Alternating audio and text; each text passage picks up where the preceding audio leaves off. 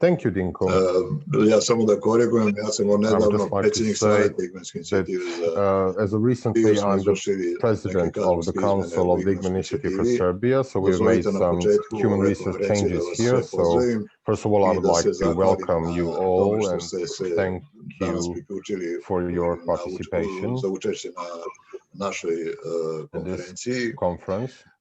Kao što ste mogli vidjeti iz pozivnog pisma As you could see i in the agende koje invitation smo vam letter ranije and the poslali, tema ove agenda konferencije we dve sent decenije you, the posle. topic is the Naime, 2 ove godine se decades of the navršavaju Igman dve okrugle Initiative. godišnjice. So we have two Prvo, anniversaries this year. ove godine se navršavaju dve decenije od početka 2 normalizacije decades since međusobnih the odnosa, establishment, the takozvane normalization Dejtonske četvorke, of ako the računamo relation between the 2000. Dayton godinu kao nultu, Quadrangle, a ujedno ove and godine Igmanska also inicijativa the obeležila Igman svoj Initiative is jubilej, marking dve its decenije 20th postojanja, ona je anniversary. ujedno sada i najstarija So regionalna that mreža na makes it Balkanu. the oldest Da kažem, regional ona network okuplja in the Balkans, nevladine organizacije gathering iz NGOs Bosne i Hercegovine, from Crne Bosnia and Gore, Hrvatske Herzegovina, i Montenegro, Srbije. Croatia, and Serbia. Ona je svih ovih godina bila For all these years, angažovana na the initiative has been normalizaciji engaged in the međusobnih process of odnosa, na normalization ubrzavanju tog of procesa, interstate kao i na relations, obnovi razumevanja as i well as poverenja između in naših the zemalja i rebuilding trust naroda koji u njima between žive. the countries and Mi people smo living in these ove countries. okrugle godišnjice nameravali These uz anniversaries podršku were Evropskog fonda za meant to Balkan be marked, supported by the European Fund for the Balkans, 5. maja u Zagrebu na to be marked on May the 5th in the region summit in Evropa, Zagreb, Evropska unija, the EU povodom regional summit in Zagreb, predsjedavanja Hrvatske on the Evropsku uniju. occasion of the Međutim, Croatian nažalost, presidency of desila the se EU. pandemija Unfortunately, COVID-19, tako because da of this COVID-19 ovaj pandemic, summit je we were održan unable virtualno, a mi to do nismo that, mogli and the summit was uživo held da održimo naš online, sastanak i on je and we odložen za couldn't drugu organize our priliku. meeting, Ova prilika se and it has ukazala been kada postponed je for another najavljen ekonomski time. investicioni plan za Balkan, koji Economic je investment plan for the 6. Balkans has been announced, oktobra promovisao and it was komesar za promoted susedstvo on i the proširenje October Oliver Varhelyi. I the nama je 6th sada by važno da sagledamo Oliver kako će se ovaj Varhelyi, the plan commissioner of odraziti the zapravo na European buduće Commission. odnose For us, it's important u to see how regionu. this plan will Tim reflect pre on što the slika stanja u relations in the regionu Balkans, nije sjajna especially i to ćemo because the vidjeti situation in the i region iz is not onoga što brilliant, as we are dalje going to sedi iz see, ovih panela koji sede and iz as we're going ovoga, to koje hear će in the najaviti panel discussions that will Aleksandra be Tomanić, announced by Alexandra Tomanić, direktorica Evropskog the fonda executive za manager of the Balkan. European Fund for the Balkans. Ovu konferenciju održavamo This putem Zoom conference is platforme organized on i Zoom meni je žao platform, što mi and smo navikli Igmanci da se I'm često viđamo, da se sorry družimo because we are uživo, used to seeing ali each other in vremena su takva person da and socializing, makar but da iskoristimo the ova situation tehnološke is prednosti like pa this, da and we have to use makar these putem Zoom technological platforme advantages and se meet vidimo each i other da at least razgovaramo over o this ključnim temama Zoom koje tište platforms to talk region about the u major ovom issues that trenutku. are burdening the Koristim society ovu at the priliku da moment. se još jednom zahvalim Once again, I would Evropskom like fondu to za thank Balkan, the što je European podržao ne Fund samo for the ovu Zoom Balkans for konferenciju, supporting nego not only this ukupan conference, projekat but obeležavanja also the whole dve project decenije of Igmanske marking inicijative and celebrating the 2 i decades ja of the bih Igman zamolio Initiative. And Aleksandru I would like Tomanić, to ask koja će Alexandra Tomanić, moderirati ceo ovaj who skup, will be the da moderator of preuzme this reč. event, Aleksandra, to izvoli. take the floor. Alexandra.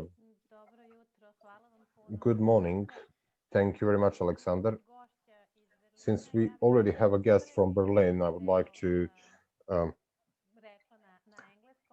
to start by speaking in English in this first part. So then we will return to our language. Welcome to today's meeting, also on behalf of the EFB. The European Fund for the Balkans is a regional organization established 12 years ago. Tamo ni da probamo, jel radi prevod? Radi.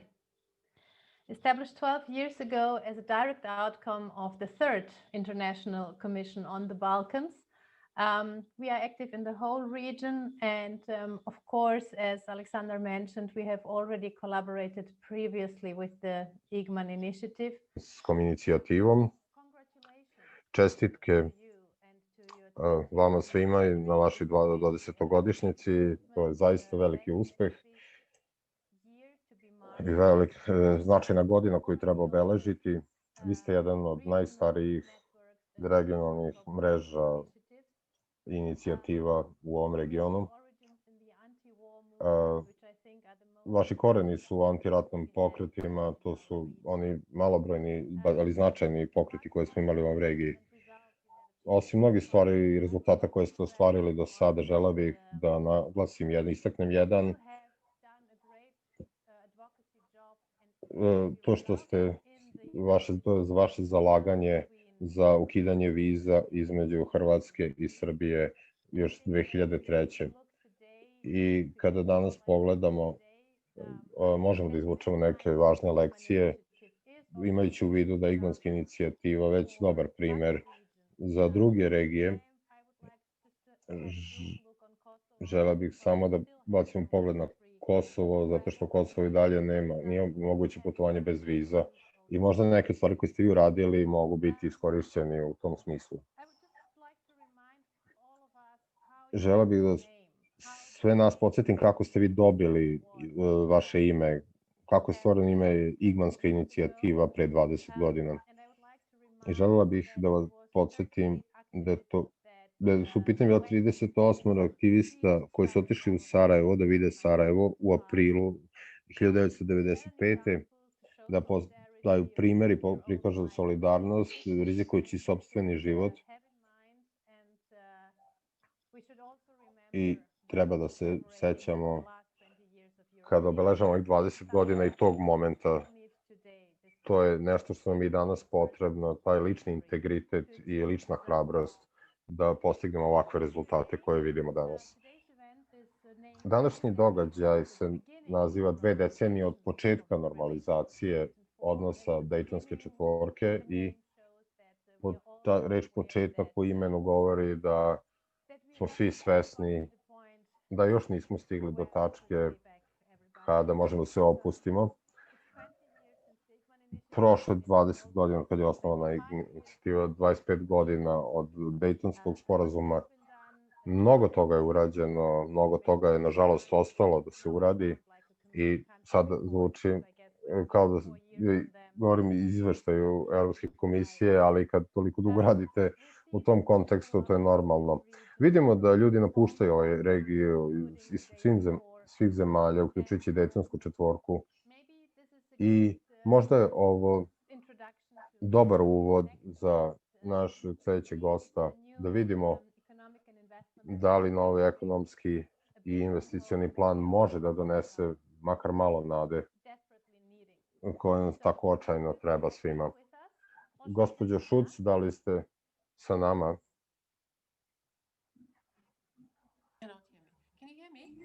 Hallo, guten Morgen. Vielen herzlichen Dank, dass Sie sich die Zeit genommen haben. Thank you very much for being here with us. Hvala vam što ste ovde danas sa nama.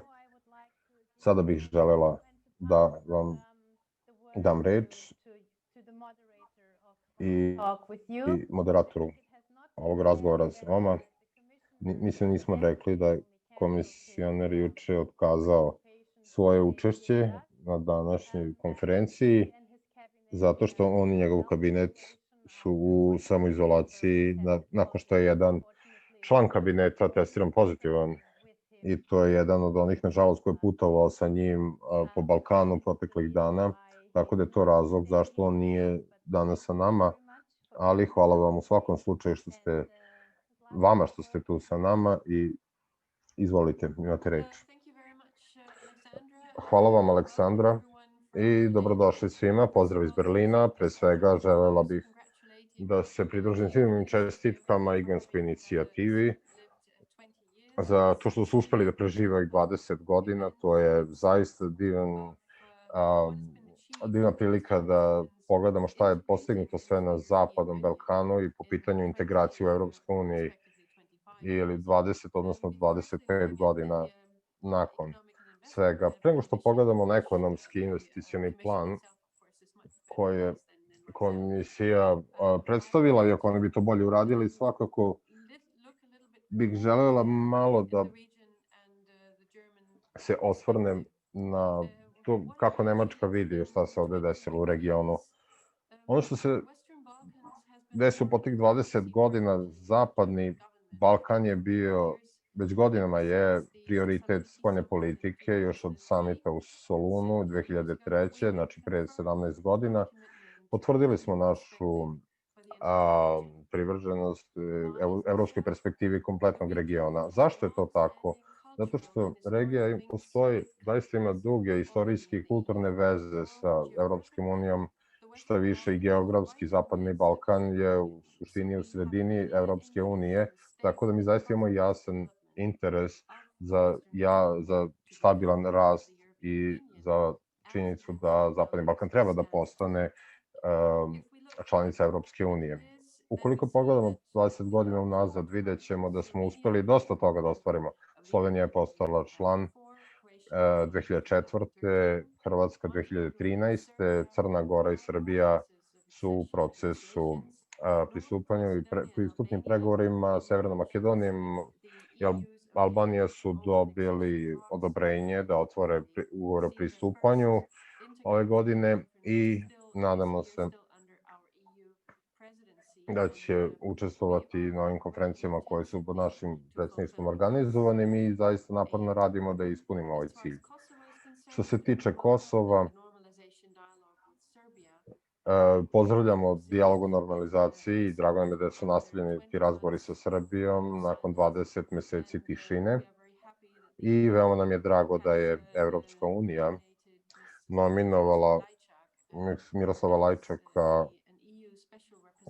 kao posebnog predstavnika Evropske unije da malo obrati više pažnje i posveti više vremena ovom dijalogu za koji verujemo da je osnovni kamen spoticanja ne samo između zemalja, već i ovih zemalja, već i cijele regije da bi se proces razvio na evropski način. I konačno, drago mi vidimo da Bosna i Hercegovina polako napreduje na svom putu ka Evropskoj uniji.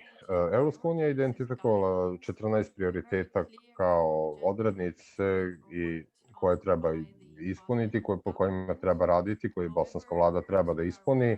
Naravno, svesni smo da 25 godina nakon Dejtona Bosna i Hercegovina još uvek je podeljena etničkim linijama, da su uglavnom državne strukture nefunkcionalne i politički sistem je podeljen takođe i teško je postići konsenzus čak i u osnovnim elementarnim pitanjima.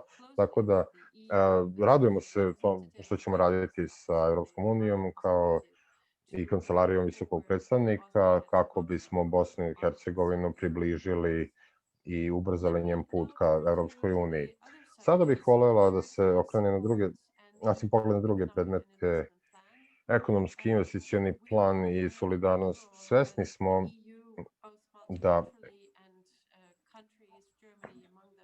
i mnoge zemlje i Nemačka bilateralno su značajno pomogle proteklih godina ovaj region i znamo da je sada pogotovo u slučaju atmosferi ove pandemije predstavlja veliki problem i sve je teže, pogotovo ranjive zemlje kao što su ove na Zapadnom Balkanu, potrebna im je pomoć Evropske unije i Evropska unija odmah nakon pandemije, nakon što je pandemija došla u Evropu, u martu je spremila jedan značajan paket od 3,3 milijarde evra i sad je taj iznos i uvećan ovim investicionim ekonomskim planom koji je Evropska komisija prošle nedelje predložila. Ovaj plan uključuje infrastrukturne projekte u vezi sa energetikom visokog prioriteta za otprilike 9 milijardi evra koje će biti realizovani dati tokom sledećeg finansijskog ciklusa do 2021. do 2027. Postoji garantni fond za Zapadni Balkan koji će moći da obezbedi dodatnih do 20 milijardi evra. Znači, to je jedan značajan paket ali da bi se isproveo taj paket potrebno je i Evropska unija i novac, ali potrebna je i politička volja zemalja i vlada u njima u regiji da nastave sa implementacijom i primenom najstrožih pravila za usklađivanje prava i da se bore protiv korupcije. Prošle nedelje takođe komesar je predstavio nove ažurirane izveštaje za sve zemlje članice kandidate iz Zapadnog Balkana i videli smo da u mnogim slučajima je napravljen napredak, ali da postoji dalje mnoge stvari koje treba ispuniti, kao što je Aleksandra lepo rekla, i vladavina prava ostaje i dalje glavni prioritet za ovih 6 zemalja Zapadnog Balkana. I poslednja stvar koju bih želeo da kažem ima veze sa berlinskim procesom, koji moram da pomenem zato što radi se u Berlinu. To je kao dodatna inicijativa kreirano 2014. godine i nadamo se da ćemo sledeći berlinski samit berlinskog procesa biti domaćin Bugarske i Severna Makedonija, nadamo se fizički u Sofiji u novembru, ali u svakom slučaju glavni rezultat ovog samita bi trebalo biti akcioni plan, druga faza koji bi trebalo da pomogne zemljama u regionu da povećaju još više saradnju, regionalnu saradnju. I tu su te 4 slobode, sloboda pokret, trgovine i oni treba da budu značajni deo ove inicijative. I konačno, već ste spomenuli, vreme je jako bitan element. Važno je da svi zajedno radimo, ali pre svega zemlje Zapadnog Balkana, primene pravila i zakone i vladavinu prava i da kreiraju politiku koja je prihvatljiva Evropi, zato što vidimo ovde u Nemačkoj, kao što i vidite u vašim državama, pogotovo da mladi ljudi, da obrazovani ljudi odlaze i to zahteva napor obe strane kako bismo dobili situaciju u kojoj obe strane profitiraju. Mi imamo digitalnu konferenciju krajem ovog meseca pod nazivom Mladi ljudi, migracija i demografski izazovi Zapadnog Balkana i ukoliko ste zainteresovani da učestvujete u ovoj konferenciji, obratite mi se, mislim da je važno da pogledamo, da vidimo šta možemo da uradimo po pitanju i zajedno radimo na tome da poboljšamo situaciju u državama i da se postaramo da ljudi koji odlaze će se i vratiti. Od mene toliko za sada. Hvala vam.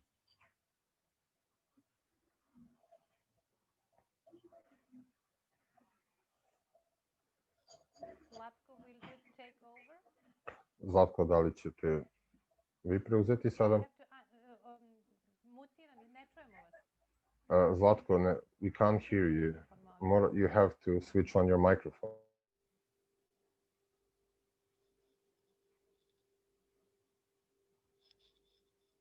Ne čujemo vas.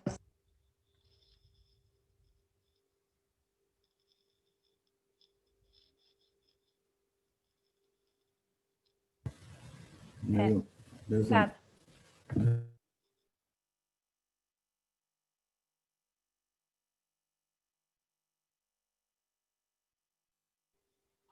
Opet je precrtan mikrofon. Ne čujemo vas. Sad vas čujemo.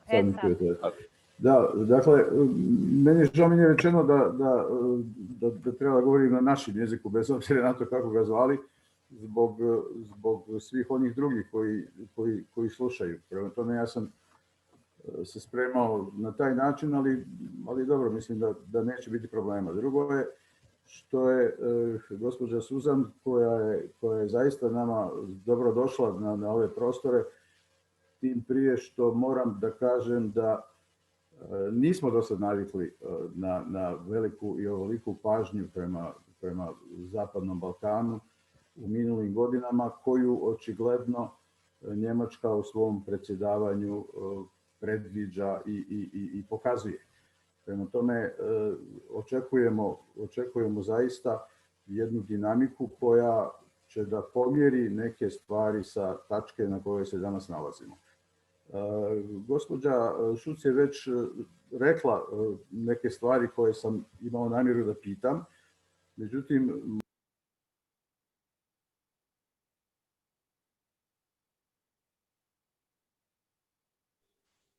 Opet vas ne čujemo.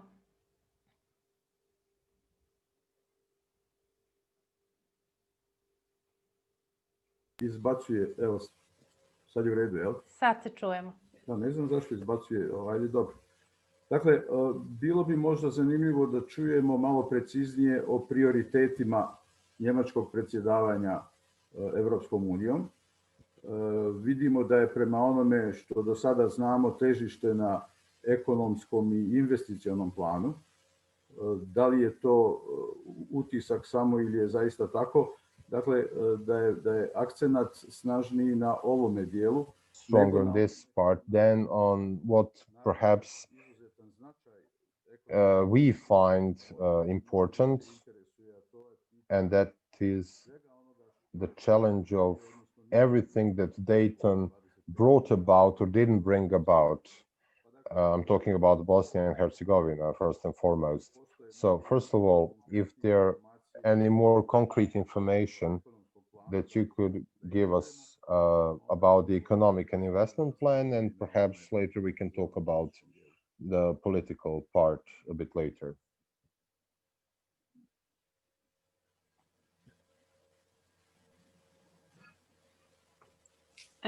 Thank you very much. The priorities for the EU, the German EU presidency, as far as the Western Balkans are concerned, are mainly on the EU integration of the 6 Western Balkan states. The economic investment plan, that's something that the Commission has put together, and it will be a priority for the coming years.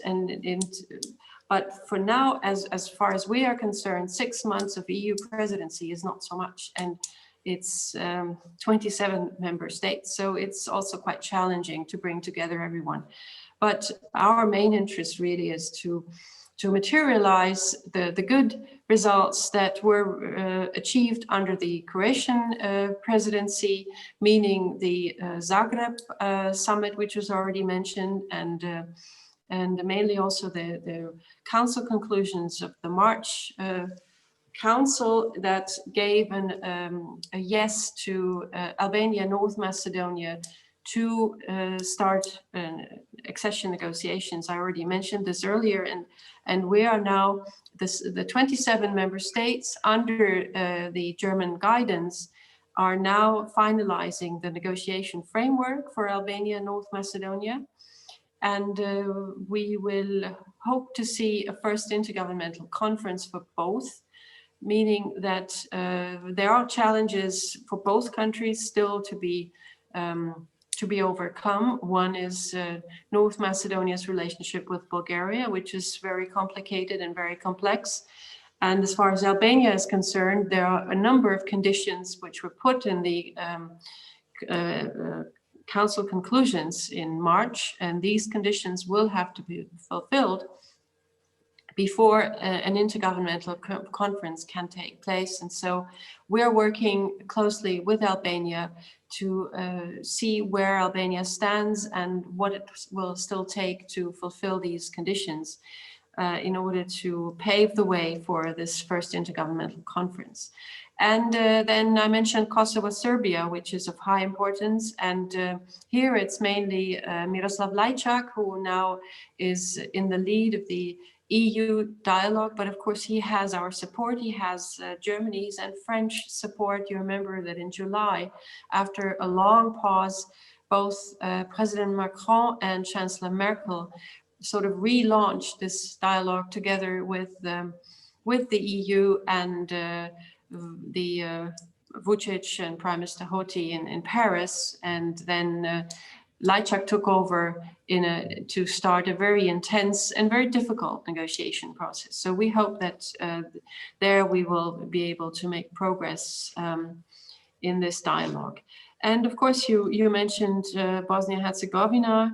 and the Dayton Agreement. I already mentioned that Bosnia-Herzegovina is, of course, in a very difficult position because of this framework, which initially was meant basically as a ceasefire that developed into a constitution, and was actually meant just to be a transitory regulation for Bosnia eventually to become a normal state, normal in inverted commas. But I believe we are still not there.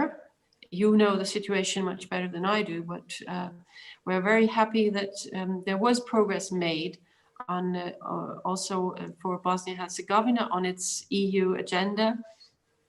And I know that Johan Zattler, the EU Special Representative, is working intensively with the presidency in order to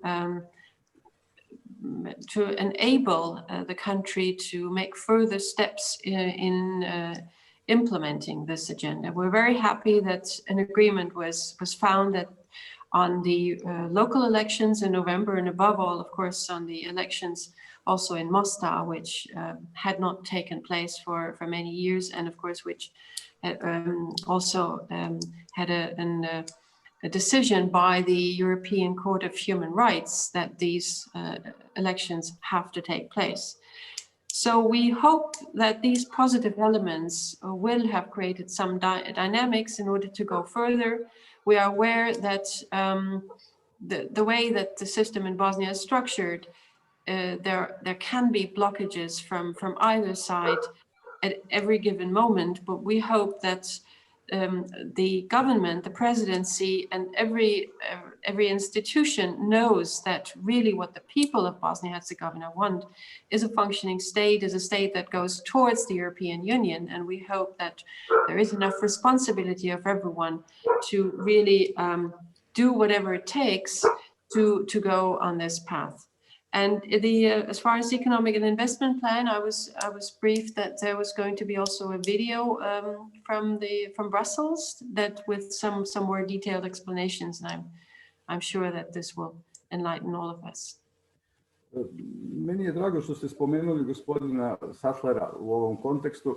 I'm glad you mentioned Mr. Sattler in this context. I would like to say that, for example, when we speak about the situation in Bosnia and Herzegovina, a couple of days ago, he made a statement on the state TV here and said that he was disappointed because the citizens were skeptical when it comes to membership in the EU. I'm afraid that this perception of the condition in Bosnia and Herzegovina is outside Bosnia and Herzegovina, and the real situation here is quite different.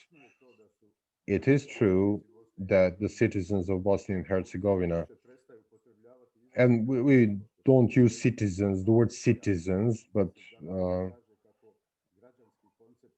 because the citizen concept is not considered to be the right one for Bosnia and Herzegovina, and this pressure comes from the very political top. So the citizens are not only disappointed, but there also the noticeable fall in the interest in everything that we've expected so far in relation to the reforms, in relations to the accession of Bosnia to the EU, and so on and so forth.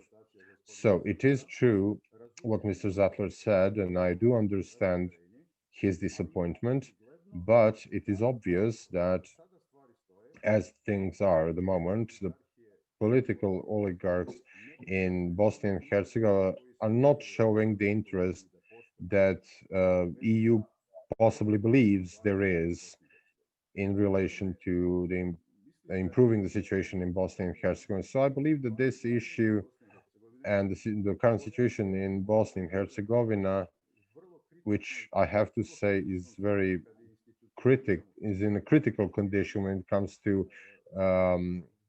establishing institutions and the rule of law.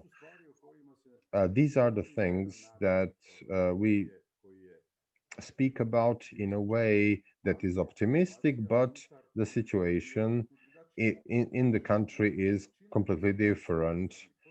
Most of our state institutions are completely blocked. The parliament is not functioning. The ministries are not functioning. So I believe that it's really necessary for Bosnia and Herzegovina in the context that I understand, the context of EU. I think it's time we raise the question about the situation in Bosnia and Herzegovina from the point of view of its existential perspective. What do you think about that?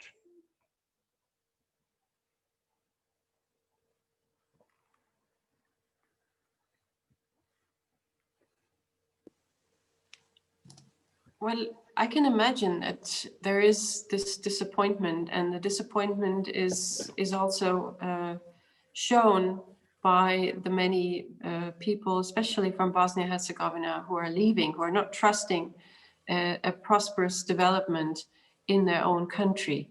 This is very negative, and we are aware that the government and the presidency may not even have an interest in. They themselves have learned to live very well with the system as it is, I imagine, and this is why it takes a double effort from everyone, from you, from the people in Bosnia-Herzegovina, also from the EU, to convince them that they still have to go further in structuring, in creating the stable institutions. And I know that this is not easy, but it requires consistent work, as I mentioned, from everyone, consistent, well, incentives, carrots and sticks. And we hope that still, with the support of the EU on the ground and also the High Representative, that this path, that Bosnia-Herzegovina will go further on the EU path. There's a special question when we talk about this, which is becoming increasingly important, burning issue actually. That's the relation between the states, the countries in the region, in the light of the open questions we still have in this region. For example, we have obvious pretensions from Belgrade and Zagreb, meddling with our inner affairs.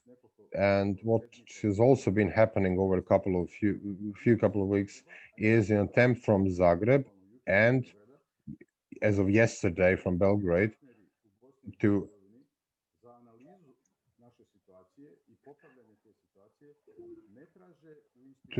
not to look for partners in Bosnia and Herzegovina within the institutions of the system, but among the leaders of the three national parties in Bosnia and Herzegovina. So we have a complete transfer of political responsibility and political competencies and rights from the institutions of the system onto political parties, which are exclusively national parties, which is a phenomenon that has escalated lately.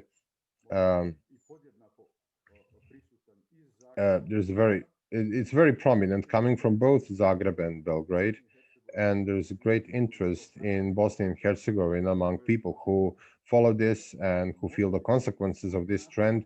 Can we open this question within the EU related to an open state concept where the question of constitutional question has been transferred completely onto the field of national exclusiveness, and that has always been very dangerous when it comes to Bosnia for creating new problems.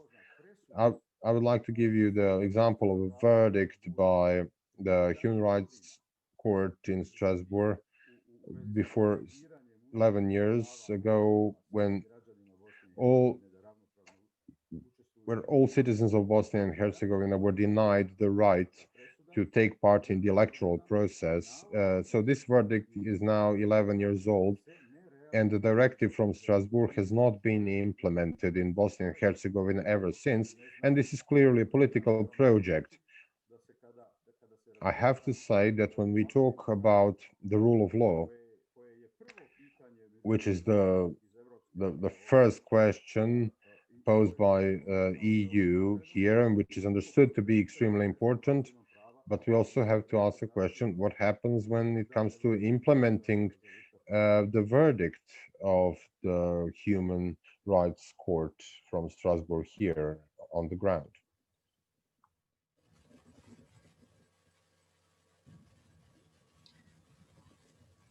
I will try to answer some of your question. Of course, we are watching developments in Bosnia-Herzegovina very carefully, and we have noted the visits of Dodik to Zagreb. We have noted also statements from Belgrade, from Zagreb, as far as Bosnia-Herzegovina is concerned. And I can assure you that we have taken this up both with Belgrade, with Vučić, and also with Croatia, and we will be having consultations with Croatia also very soon. And we, especially as a member of the European Union, as the preceding EU Council presidency, we see a special responsibility with Croatia to support Bosnia-Herzegovina on its way to become, what I mentioned earlier, to become a normal state, meaning, of course, institutions as institutions and not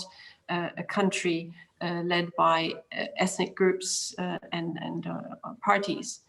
As far as the situation is concerned, that it's going backwards rather than forward, I would like to give the question back to you, because you are on the ground. You are able to make differences in your country immediately. So it's not always the EU or us that we are doing whatever we can from the outside. But I would be interested to hear what Bosnians are doing in the country in order to overcome these problems. Thank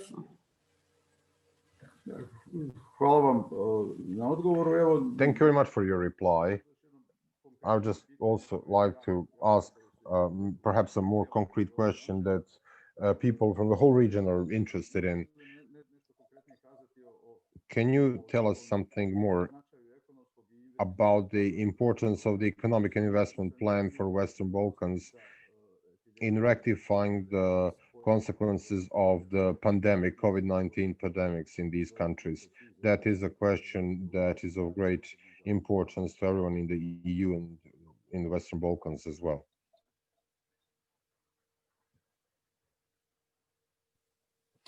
Well, the economic and investment plan is geared towards a medium, longer term support to the entire region, and it covers large scale investment like infrastructure projects, sustainable infrastructure projects, energy projects, and also projects to overcome youth unemployment and other hindrances to employment. So this is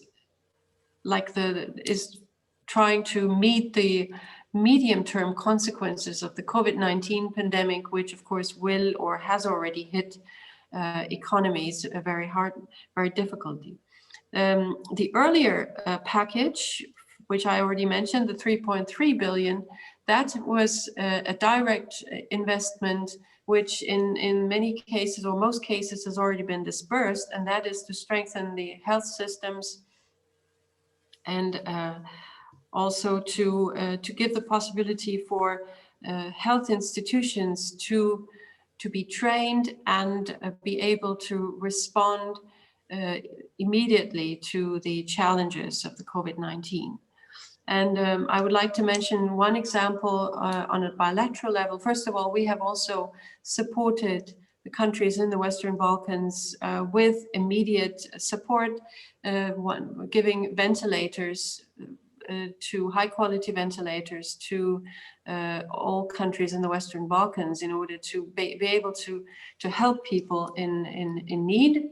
And one other example is the German Robert Koch Institute, which is the central institution for monitoring the pandemic in Germany has given advice to both Kosovo, to Albania, and in the case of Kosovo has also sent an expert mission to the country in order to see the state of the health institutions, to give advice how to improve response to the pandemic. And in the case of Kosovo, they've also certified one of the Kosovo laboratories, because Kosovo still is the only country in the Western Balkans which does not have a certified laboratory recognized by other countries. So the responses are manifold. The responses are, on the one hand, the immediate health needs, but then this larger package which the Commission has now proposed, that is to deal with the economic and social developments in the medium and longer term, as I mentioned, the 2021 to 2027.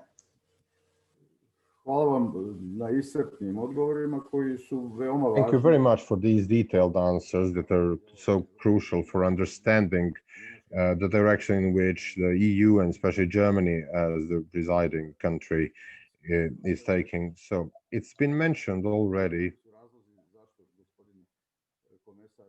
the reasons why Mr. Varhelyi is not able to join us today at the conference, and we were told that we will see a video related to his activities and his thoughts after the return from the tour of the Balkans. So I recommend that we watch this video right now.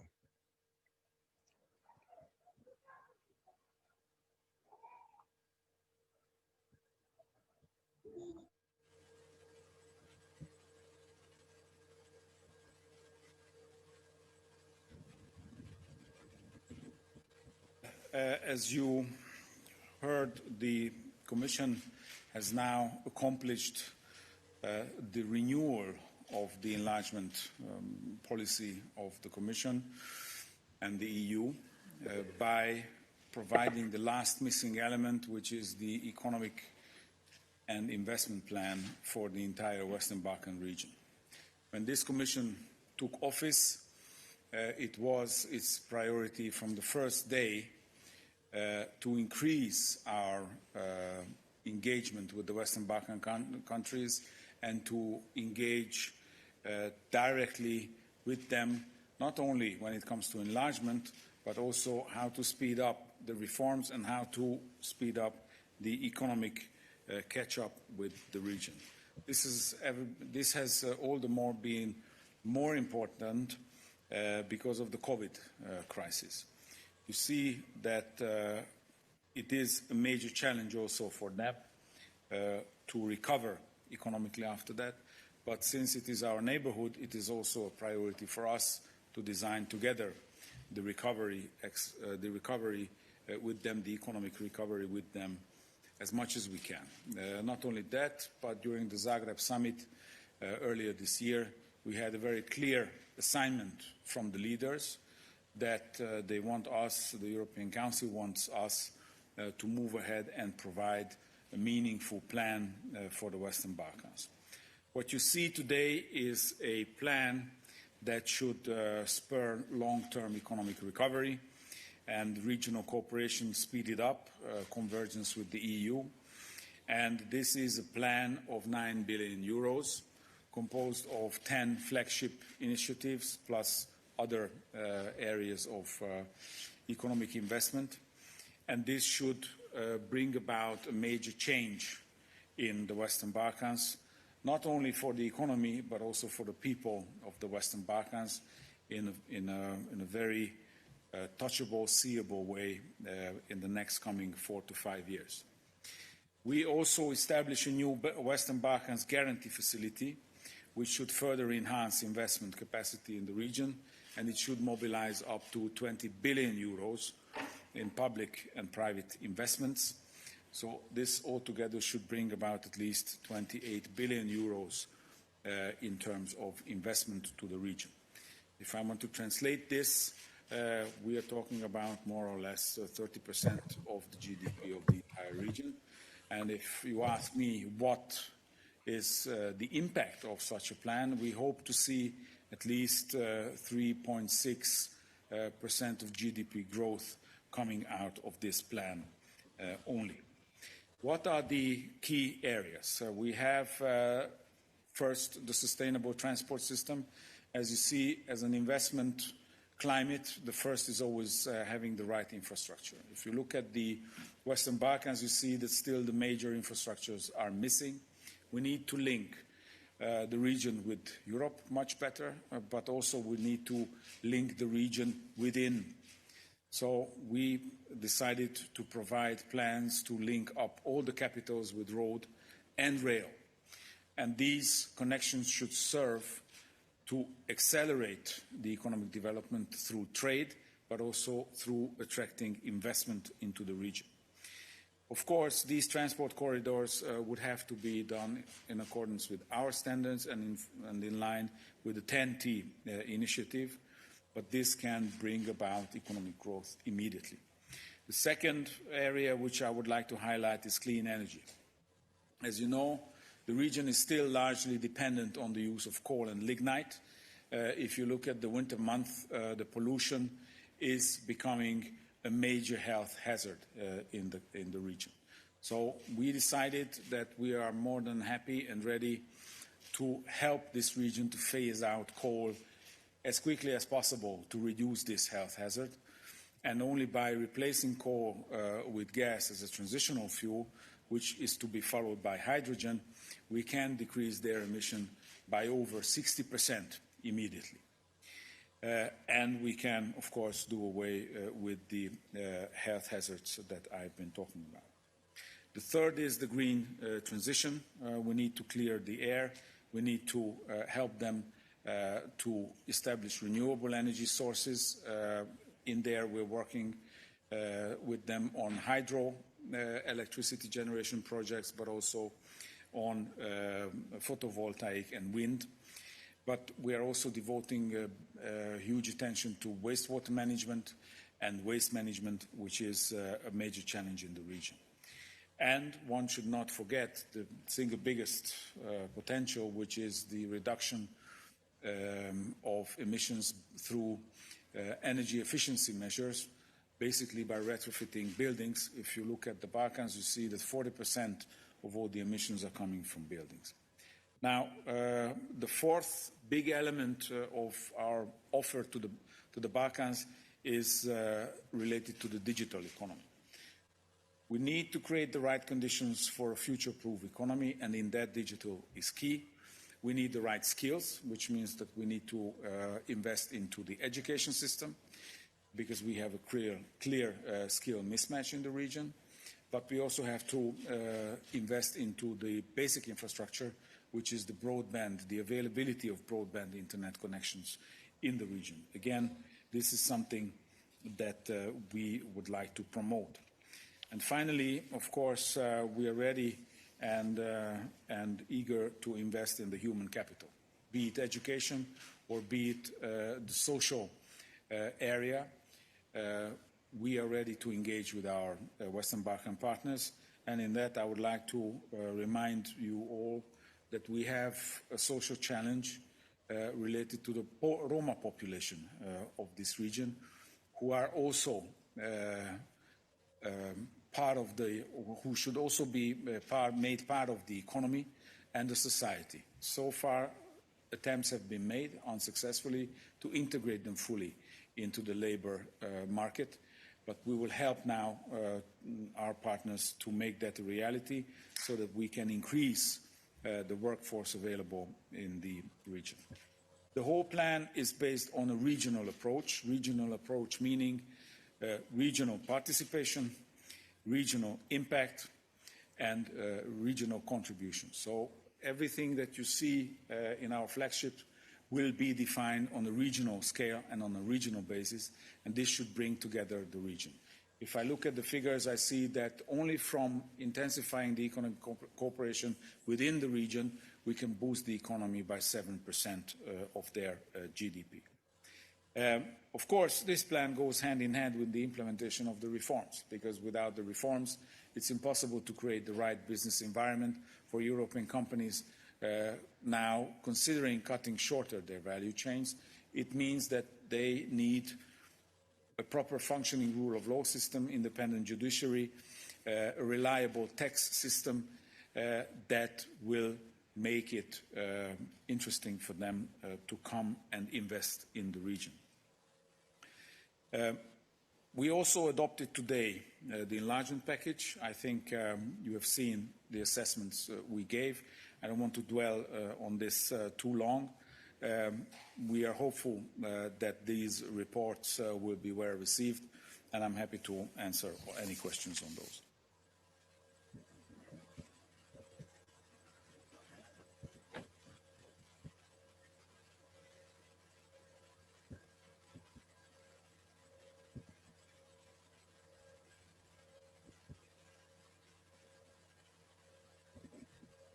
Idemo dalje. Let's move on, shall we? There is a question for you, Zlatko. So Mr. Milan Antonijević, who is a co-president of the Igman Initiative for Serbia. Mr. Antonijević, you have the floor. Thank you, Zlatko. I would like to ask some questions, since we had an opportunity to meet Oliver Varhelyi when he was in Belgrade, and I hope that did not result in this current situation. We didn't meet the advisor that caused the current situation. The question that we asked then, and I would like to ask again, and if Susan could share her views on that, or if we as the Igman Initiative can insist on it later. What mechanism will be implemented to decide what projects will be selected, and how are we going to ensure that these projects promote reforms, regional integration and connection, and establishing links with the European supply chain?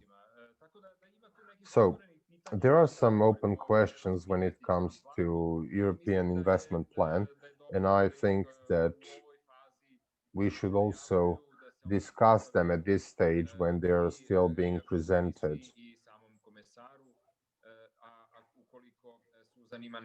If Susan has her point of view or thoughts to share with us, I would really appreciate it. And we also asked the Commission about the activities of the Igman Initiative when it comes to peace promoting activities and a much more active role of the European Commission in the Western Balkans, but that's more of a statement and a remark rather than a question. Thank you. So we heard a comment that is important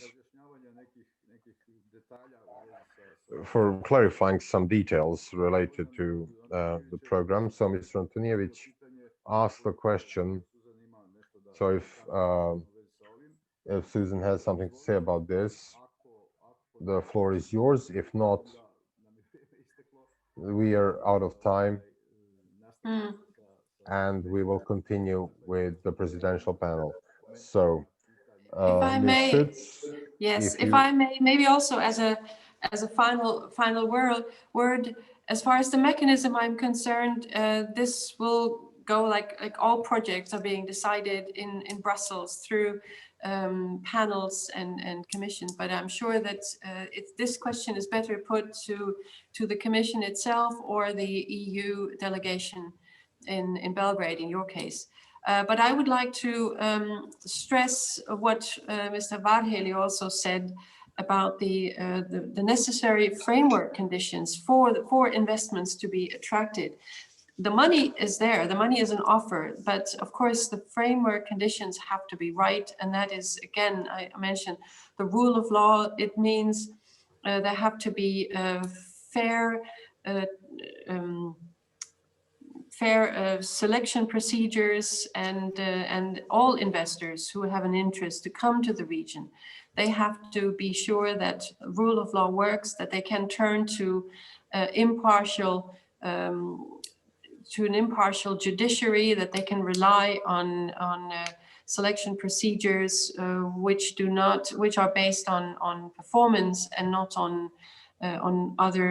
bribes or anything. So these issues are very important, and I hope that this package of up to 29 billion euros, which indeed is a huge sum, will really change life in the Western Balkans. So I thank you very much for the interest and for the attention, and I'm looking forward to more different interesting discussions. Hvala vama na učešću. Bilo je I korisno I zanimljivo. Thank you very much for taking part in this. It was both beneficial and interesting. There will be opportunities in the days and months to come to talk about all this. So I'm going to say it once again. We're going to continue with the presidential panel, people who contributed to a great extent to creating relations between the countries, the signatories of the Dayton Agreement. I have to say I feel a bit nostalgic when it comes to the days when we worked together in a completely different environment related to many of these issues with a lot of trust and much more future than the past. So thank you very much.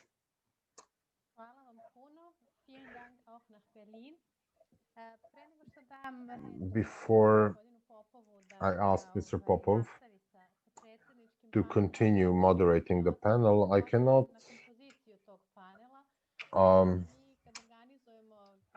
miss an opportunity to comment on the speakers who speak in the next panel, and we try to avoid having so-called panels comprising only men, but unfortunately in this case this is a great signal for all of us that the next time when we celebrate the 30 years of the Igman Initiative, that a panel like this should include women as well, and women who don't have to be bigger nationalists than men in order to stand any chance in the election, but we should work on that our society is ready for a woman president, for example. Just that. I just couldn't keep quiet about this. So, Alexander, the floor is yours.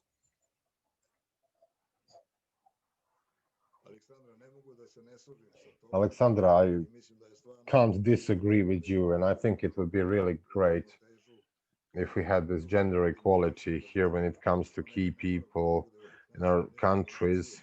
It doesn't have to be the best idea, because both can make mistakes, but we should not generalize.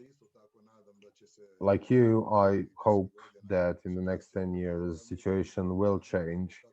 But currently, this is the situation we're living in. So at the beginning, you talked about the Igman Initiative, and I think we seem to be too modest, and I did not talk so much about the past 20 years and our results and what we have achieved and what we needed to go through in order to achieve these results. But I would like to thank you for mentioning that at the beginning. So by commemorating the 20th anniversary of the Igman Initiative, 2 weeks ago we had an opportunity to travel to Podgorica, and thanks to Branislav Radovic, our agile co-president of the Igman Initiative for Montenegro, I might be exaggerating, he organized a magnificent event completely in the spirit of the Igman Initiative. And we were also welcomed by the Speaker of the Parliament, Mr. Aleksa Bečić, and he also sent a letter to the participants, and I would like, since we are a decentralized organization, and he sent this letter via Branislav Radovic, but I would like to ask Milan Antonijević to read this letter. Thank you very much. First of all, I would like to ask people, because I got a message from Boris Tadić, who is still waiting to be accepted at this conference, and then I would start reading.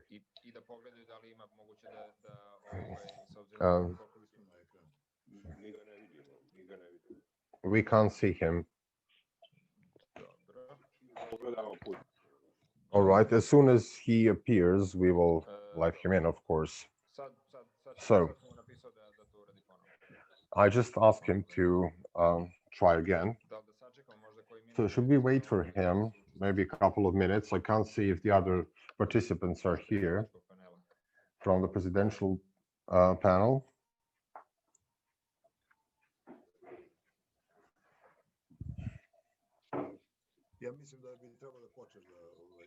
I think you should start. Just briefly, after the meeting we had in Podgorica, which was really magnificent with Alex Bečić, dear participants, it gives me great pleasure to welcome you here at this conference dealing and I thank you for your contribution in resolving the issues between the Dayton Quadrangle. I recently had an opportunity to reiterate the readiness and openness of the Parliament of Montenegro to promote support to activities that promote and facilitate regional cooperation and stimulate dialogue about the key issues of our region. In that sense, we are encouraged by the text of the declaration of the program tasks of the initiative, and I'd like to use this opportunity to send more congratulations to it for the adoption in Podgorica. The program aims have been defined in the declaration, especially those that contribute to a larger extent of regional cooperation and its implementation, a larger level of cooperation with the European Union, and the creation of the freedom of movement of people, free trade services, and free flow of capital. On that path, we got undivided and concrete support of the European Union through the Economic Investment Plan for the Western Balkans, which will provide strong support to the economic development of the region, and also the opportunity for us to solve some of the key issues related to the citizens. As someone who belongs to a younger generation, I believe that it's time to become a responsible society, face the path, and turn to the future so that we can transform this region. Finally, I hope you have a lot of success at this conference. So I see that Ms. Boris Tadić is writing again. He cannot log in. I guess you cannot see him. No, we can't. Ja se zahvaljujem Antonijeviću Milanu što je pročitao. I'd like to thank Milan Antonijević for reading this letter. It gives us great honor to receive such support from the Parliament of Montenegro, because the IGMAN initiative works and cooperates not only with presidents and governments, but also with national parliaments in these countries. I would like to start the presidential panel, and it gives me great pleasure that all the participants gladly accepted the invitation to take part in it. Those are people who, in the previous period, especially in the previous decade, held very high positions and who were constantly with us supporting the IGMAN initiative. So it gives me great pleasure that they've joined us to have like a joint look back at the previous 2 decades and the process of normalization of relations within the region, because they took part in this whole process. So today with us we have Filip Vujanović, the president of Montenegro from 2003 to 2018, Mladen Ivanić, president of the presidency between Bosnia 2015 and 2017, Mirko Cvetković, prime minister of Serbia between 2008 and 2012. And we are also expecting Boris Tadić. We have some technical difficulties, but we hope we'll be able to resolve them. It was a last-minute registration, so I hope we will resolve this issue. And when it comes to Stjepan Mesić, he has a very good reason not to be here, but he decided to send his video message from Zagreb, and we will broadcast it at the end of this panel. So I would first ask all participants, all former presidents and the Prime Minister Cvetković, to briefly, in a couple of minutes, look back at the previous 2 decades and how they see them since the beginning of the normalization process. So, Mr. Vujanović, the floor is yours. Pozdravljam vas, gospodine Popov, pozdravljam sve uvažene učesnike konferencije. Hello, Mr. Popov. Hello, dear participants of the conference. It gives me great pleasure to be able to promote the Igman initiative. And we hope that such activities will continue in the future. And I would like to also tell you, to give a comparison of the situation when the Igman initiative was established. So the first meeting was in 2000 in November, where Montenegro was represented by Dragiša Buzan, the vice prime minister, and Mr. Vuković as the advisor to the head of state, which showed the extent to which the Montenegro appreciated the Igman initiative. The conference ended with a great goal to normalize the relations between the states of the Dayton signatories of Dayton Agreement, and had a common joint statement at the end, which stipulated clear directions in which the relation should develop. So one of them was to abolish a system similar to the Schengen Agreement in the region of the Dayton, and to provide demilitarization. None of these things have been achieved to the extent that we planned. So when it comes to Croatia is now in the EU, so it's in a different situation. We are far from free trade, and we need to establish a greater cooperation in the field of economy and trade. And of course, the demilitarization is just wishful thinking, because Croatia is now a member of the EU, and we see that the countries in the region are buying guns like never before. So what is my diagnosis of the current? So 2 things. There's an open issue, bilateral questions, which should be solved through dialogue and show the capacity to reach agreement. I think Montenegro is a good example of readiness to talk and to reach agreements. For example, the Belgrade Agreement of March 2002 that guaranteed Montenegro to an opportunity to organize a referendum for independence. Also with Croatia, the agreement concluded between the Federal Republic of Yugoslavia and Croatia, and the agreement with Bosnia and Herzegovina about the state border from August 2015, which was the first agreement on state borders in former Yugoslavia that showed that we can reach an agreement without the influence of anyone from the outside, to the benefit of the whole region. Also, we need to promote regional cooperation, just like we accepted in the agreement with the EU, based on what was the initiative of the Berlin process, which was the Sofia Declaration from May 2018.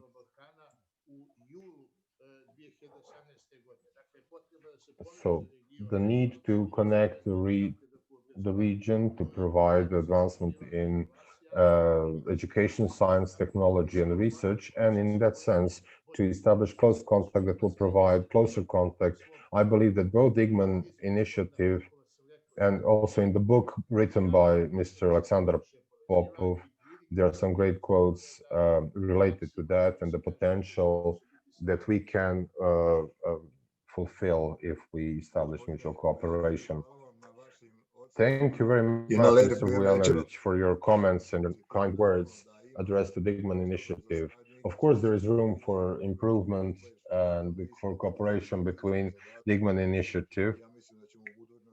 And I believe we have a common task here. I would also like to ask the same question to Mladen Ivanić, to look back at these past 20 years? Mladen, the floor is yours.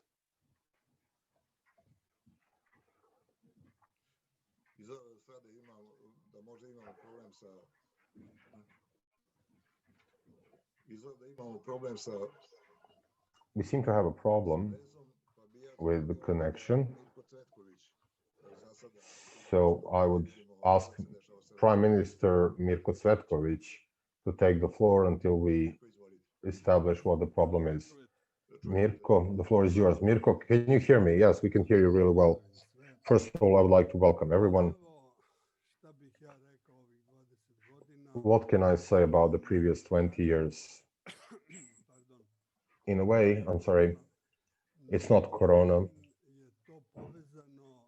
This is in a way related to the Jubilee and the anniversary we celebrated here and that's the Jubilee of the 5th of October here in Serbia. And there was a lot of talk about all that.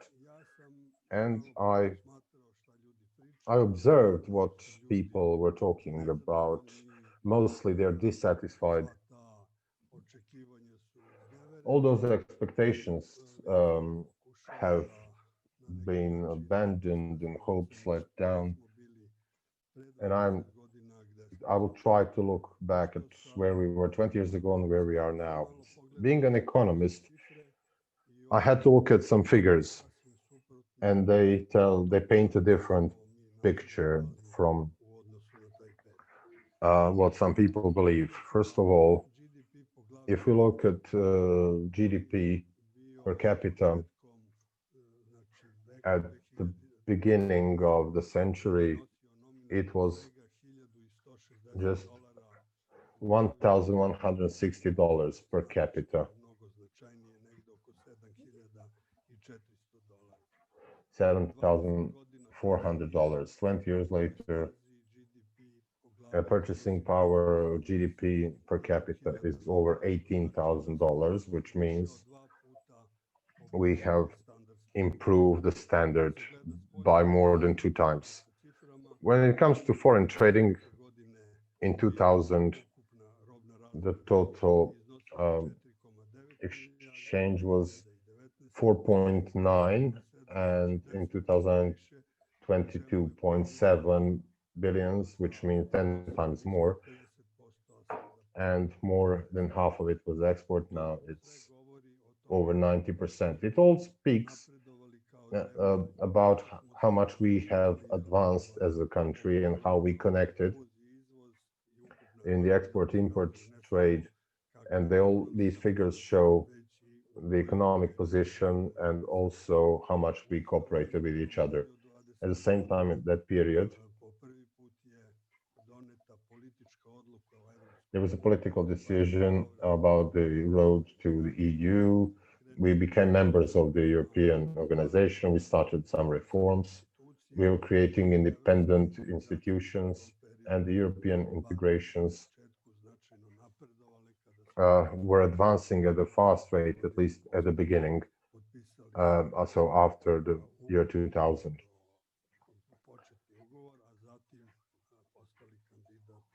And subsequently became a member, candidate member.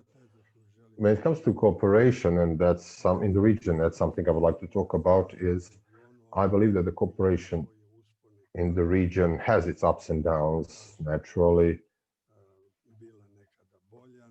Some say it used to be better, some say it used to be worse, but we can all agree that it's still not at a satisfactory level, and there is still a long way ahead of us. My opinion is that the relations depend on the degree of democracy in societies. First, we need to make our societies democratic, and then the relations will be a logical consequence. But if the states, individual states, are not democratic, the cooperation within the region will be weaker. So where are we today now? There are certain trends now, and I'm talking on behalf of Serbia, from a Serbian standpoint. There are some negative trends to be noted, which are visible not only within Serbia, but also externally. So, for example, the Freedom House has downgraded us and categorized in a lower category. We also have the report of the European Commission, which is not really positive and which indicates a number of issues we are having. So I believe that what we are expecting right now is to move faster towards the EU integrations as much as we can, so that we can try to become a democratic country once again and improve the cooperation. The investment plan that previous panels talks tackled is very important, and it will definitely help, but it's limited, its potential can be limited, and I would like to return to my basic remark. We have to work within our own countries to make them more democratic, and democratic countries will then find it much easier to establish cooperation and contacts within the region, which is something that we all need. So I believe the Digman initiative has contributed a lot to this, but I also believe that there is still a long way ahead to improve this cooperation. Thank you very much. Mr. Cvetkovic, thank you very much for your words and your assessment of the Digman initiative. We are aware that even after 2 decades, the Digman initiative has to exist. And we have new challenges, and we are continuing our work. Since we have technical difficulties to welcome Mladen Ivanic, I suggest we watch the video clip sent by Stjepan Mesic.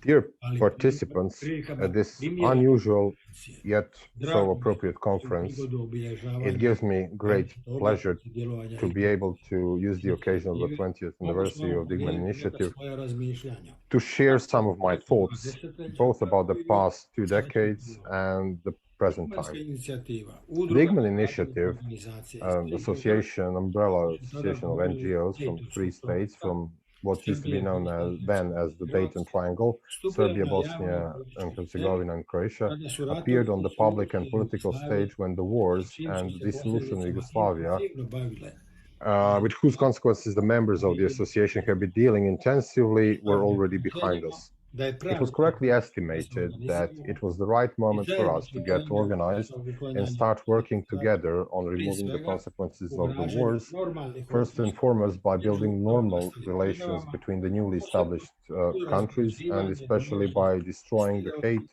stereotypes, and distrust, which was so successfully instilled by propaganda in the heads of a small number of people.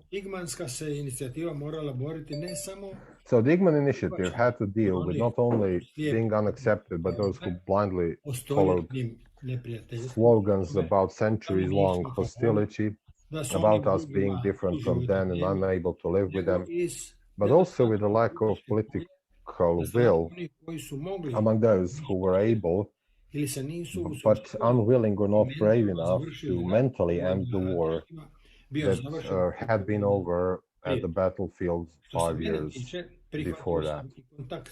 As far as I'm concerned, I accepted the contact with the Digman Initiative as the newly elected president of the Republic of Croatia, and was in active cooperation with it. So I can say with clear conscience that the process of normalization of relations in the region that began at that time is a result of our joint effort. We had the same goal, but we also had the same enemies.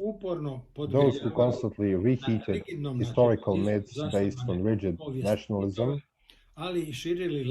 and who spread lies about the past. We were, so to say, destined to work together. Let me now quote word for word what I said a few months ago in Belgrade on the same occasion. We in this region are neighbors who have to rely on each other. We can't escape from each other. We share a several decades long past that is now subject to such fervent criticism, despite the fact that there are so many things from that period that we can now look up to. And regardless of the fact that some are turning their heads towards Brussels and Washington, while others send longful looks towards Moscow and Beijing, Zagreb is closer to Belgrade and Belgrade is closer to Zagreb. Both cities are closer to Sarajevo, Skopje, and Podgorica than Washington, Brussels, Moscow, or Beijing. So, it's important. The most important task is to arrange relations with your first neighbors. That's how we create the foundation for normal life, for rebuilding mutual understanding and trust, and also confirm, that is, express our readiness to accept and implement in our daily lives the principles that the EU was founded on. That was my guiding idea when I accepted, that is, when I supported the idea of the Igman initiative to organize a summit with the political leaders of the countries in the region, but not all of them, to be precise. Nowadays, we tend to forget that it was the time of strict borders in the region, when phone lines between certain states were only starting to be repaired. To advocate at such a time visa abolishment and crossing state borders with nothing but your ID card, demystification of historical revisionism, journalism, publishing, and education at such a time was challenging, to say the least. However, it was necessary. We knew, both the Igman initiative and I, that the future was not in the past, especially not in a Nazi-fascist past. We knew that we needed to deal with such a past once and for all, and that we needed to go back to the truth. That also includes truth about the wars that marked the end of Yugoslavia. Without any hiding of the causes and initiators, we need to be brave and strong enough to admit and accept what was done wrong by our own side. It's true that facts can be interpreted in different ways, but they should not be concealed or altered. It's a shame that today, even at the level of high politics, lies and half-truths are used. So the wider environment has only stimulated the protagonists of historical revisionism in our part of the world too. Once again, I need to reiterate what I said in Belgrade. Namely, during the 20 years of its existence, the Igman initiative has achieved results it can be proud of. It facilitated the first meetings between the presidents of the newly established countries. It has paved the way to the normalization with the aim to reach everyone, and not only the levels of state and state bodies. It started rebuilding the demolished bridges and decomposing the framework of hate so successfully created during the wars that saw the end of Yugoslavia. I regret to say that the initial success and the development in the region are now under serious threat. The relations between states, such as those between Serbia and Croatia and Bosnia and Herzegovina, as well as Serbia and Montenegro, seem like a bad, yet equally dangerous copy of those relations that existed at the time when the Igman initiative was established. I'm talking about rhetoric used by both politicians and media. I think that reheated and awakened hate and all prejudices based on false history served by the so-called historians who are a disgrace to their own profession. Historical revisionism is stronger than ever. There is more divergence from the foundations of United Europe, although everyone is still swearing by the idea of Europe. On top of all that, the ghost of organized criminal and corruption seems to be hovering above us all. Its tentacles have penetrated into every segment of society, practically into every institution. If the EU wishes to help us, and I honestly believe it does, it has to provide unwavering and full support to the Digman Initiative and all its goals. However, at the same time, it needs to send a clear message to the ruling parties. Our aid, especially financial, is not unconditional. We will not allow you to use it untransparently or in a way only you want. Nor will we turn a blind eye, but it doesn't mean that we should turn into obeying servants. Far from it. The EU is our future. But this is the union, I'm talking about a union in which we won't be obeying and meek, small new member states, but equal members who will know how to use their right to express their own opinion, to fight for their national interests, to be able, once decisions are made at the level of the union, to work together with other member states on implementing those decisions. However, to gain such status, we need to gain trust of the union. Some in the union have lost that trust, while some have never achieved it to this day. The stage is ready for Digman Union and for its future activities. 20 years of existence and the achieved results, although no questions, are not the reason to bask in the glory. We need to be assertive again. We need to demolish, once again, the artificial barriers. We should fight not only for human rights and minority rights, but also for equal, unburdened, and good relations with our neighbors, which are the necessary precondition for solving the current challenges. We should fight for the truth about us, both as we were and as we are now.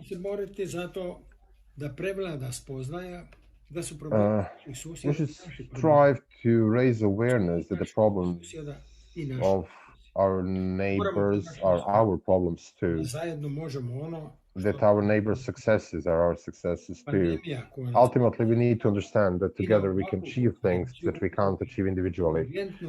The pandemic, which also affected the way this conference is organized, has imposed one more goal: the struggle to reaffirm solidarity among states, among nations, and among individuals. In conclusion, I believe the Digman Initiative and all of us who support it, regardless of our capacity, have three most important goals. The first is the struggle against historical revisionism. The second is a return to the right path when it comes to the process of normalization in the region. Both these goals include struggle against the blind, rigid nationalism, against chauvinism, against racism. The third goal is the struggle for solidarity, regardless of the differences and whether they're national, racial, religious, or of any other nature. I'm confident that the Digman Initiative can achieve these goals. It was needed 20 years ago, and it is equally needed today. Thank you.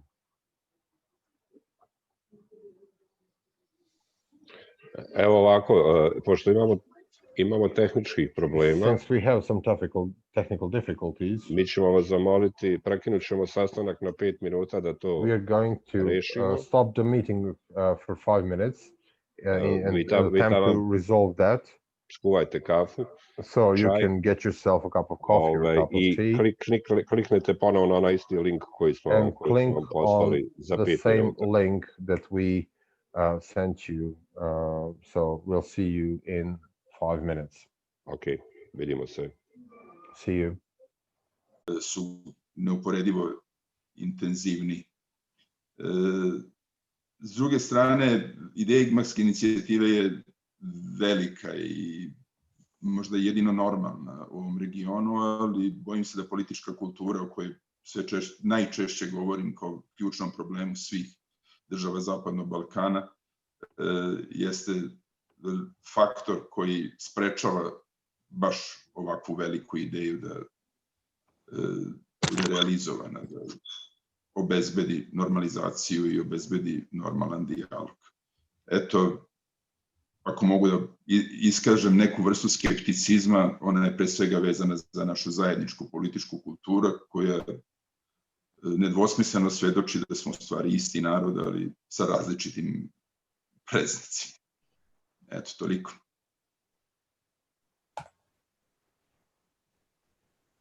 Borise, hvala lepo. Evo, nadam se da se Mladen Ivanić sad uključio. Mladene, možemo da čujemo tvoje mišljenje o ove 2 decenije.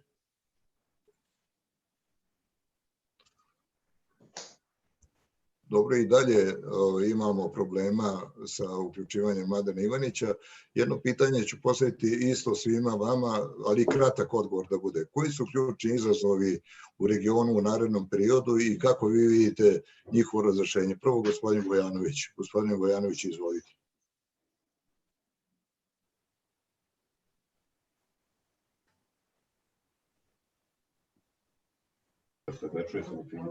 Evo, uspostavila se konekcija. Ja mislim da je ključni izazov svih država Zapadnog Balkana da izvrše svoje obaveze koje su prihvatile u sporazumu sa Evropskom unijom, a koje su konstituisane u Trstu, kao što sam već rekao, u junu mjesecu 2017. u Sofiji u vremenu završetka predsjedavanja Savjetom Evrope Bugarske u maju 2018. i potvrđene na samitu Evropske unije i Zapadnog Balkana u julu 2019. godine. Dakle, mi treba da izvršavamo kao države Zapadnog Balkana obaveze koje smo prihvatili prema Evropskoj uniji, od čega će se zavisiti značajno i naš put prema Evropskoj uniji i naš ukupni razvoj i regionalna saradnja. To su obaveze uspostavljanja boljih ekonomskih odnosa, razvoja i približavanja u oblasti kulture, obrazovanja, nauke, istraživanja i inovacija. Ja sam pomenuo Podgorički klub kao jednu sjajnu regionalnu inicijativu koja je uključila predsjedniki država i vlada Zapadnog Balkana sa Slovenijom i Hrvatskom kao motorima i generatorima za našu podršku pristupanja Evropskoj uniji. Moram reći da je ono što je naš model afirmacije te saradnje već iskazan kroz jedan sjajan Ulcinski forum gdje su Podgorički klub i Ministarstvo nauke Crne Gore bili su organizatori uz učešće ministara nauke, direktora regionalnih institucija, predstavnika Evropske komisije, Savjeta Evrope i Berlinskog procesa, model kroz koji će se približiti u oblasti nauke, istraživanja i inovacija države Zapadnog Balkana. Također smo imali jedan sjajan sastanak i konferenciju u Skoplju gdje smo pozvali Evropsku uniju da otvori pregovore sa Albanijom i Sjevernom Makedonijom. Dakle, mi se moramo koncentrisati na izvršenje obaveza koje smo prihvatili. A te obaveze koje smo prihvatili znači našu saradnju u regionu. Ne možemo sarađivati sa Evropskom unijom, a da međusobno ne sarađujemo na način primjeren potrebi te saradnje. U tom smislu ja očekujem da političke elite učine ono što je obaveza, jer je to ono što su i prihvatili. Dakle, Evropska unija je pokazala i ovim programom podrške i investicija da je partner Zapadnom Balkanu. Iskoristimo to partnerstvo.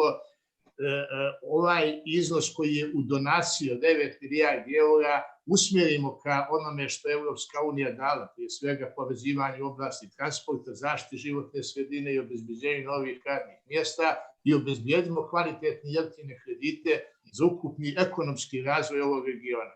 Ekonomija je vrlo važna i kvalitet života je vrlo važan i upravo je naš prijatelj premijer Prime Minister Cvetković is right when he says that a lot has been done in terms of economy over the 20 years, but not as much as we would have liked. So I believe that the forthcoming period, the next decade or so, will be a period when we will be working so hard on improving the standard of living.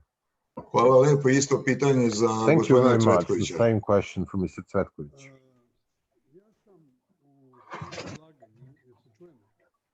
Can you hear me? Čujemo se. Yes. So, in my address, I kind of answered this, and I'm going to reiterate it. I believe that the cooperation between the countries in the region is not an independent process. It takes place in a wider context, in this whole environment which the countries in the region are in. So, depending on how democratic this environment is, we will have better or worse cooperation. If the level of democracy in certain countries drops, we lose the opportunity to improve the cooperation. And I think that is the deciding factor, or maybe not a deciding factor, but it's a reason why our relations have oscillated over the years, which is something that Boris Tadic talked about. So in a sentence, democratization of our societies is the foundation and the main power house of regional cooperation. Hvala gospodine Cvetkoviću. Evo imamo tehničke smetnje da se uključi Mladen Ivanić, ali ga imamo na telefonskoj vezi. Ja ću mu postaviti sada pitanje kako on vidi ove dve decenije ukratko i koji su glavni izazovi u narednom periodu. Mladen, izvolite. Mladen, the floor is yours. Greetings to all the participants. Unfortunately, the translation unfortunately, we can't hear the nažalost, ne čujemo. Ne čuje niko.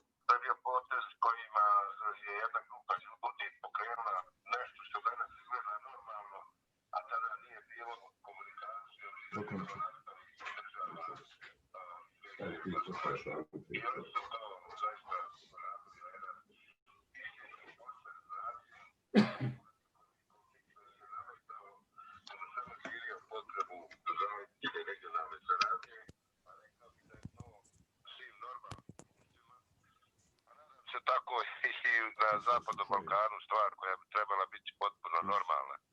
Dakle, saradnja između zemalja i to je nešto što će i dalje tražiti velike aktivnosti. Treba stimulisati tu vrstu saradnje, jer mnoge političke elite i u današnjim zemljama u regionu nisu baš zainteresovane za međusobnu saradnju. Nekako se stiče utisak da su političke elite više motivisane za sukobe, jer kao kroz sukobe postaju značajniji.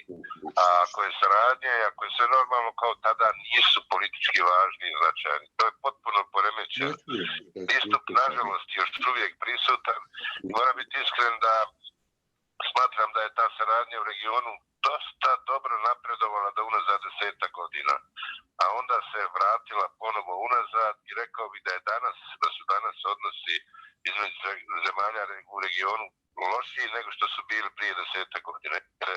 Da vam kažem, više i ne sjećam kad su ozbiljnije posjete iz Zagreba bile u Beogradu, iz Beograda u Zagrebu, iz Sarajeva u Beogradu, a da ne pričamo o svim drugim zemljama u regionu. Dakle, jednostavno je očito da će ova vrsta stimulansa morati da bude prisutna i dalje i da će ta nevladine institucije, akademski ljudi, ljudi iz medija, ljudi slobodno misleći morati nastaviti da vrše i dalje pritisak na političke elite da se saradnja u regionu poboljša, jer to jeste zaista preduslov napretka cijelog regiona. Mladene, hvala lepo.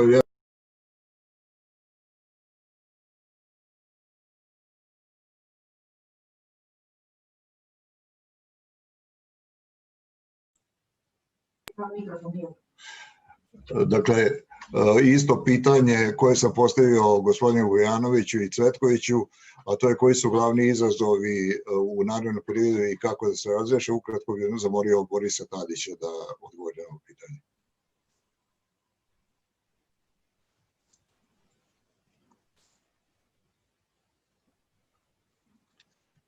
Što sam sad ne čuo? Me sad čujete?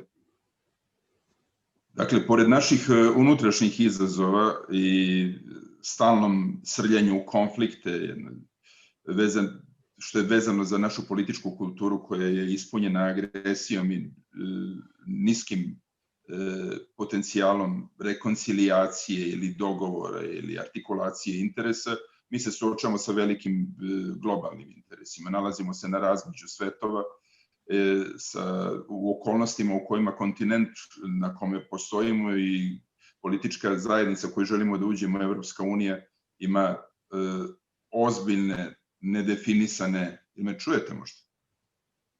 Čujem. Da. Ima ozbiljne probleme vlastitog definisanja.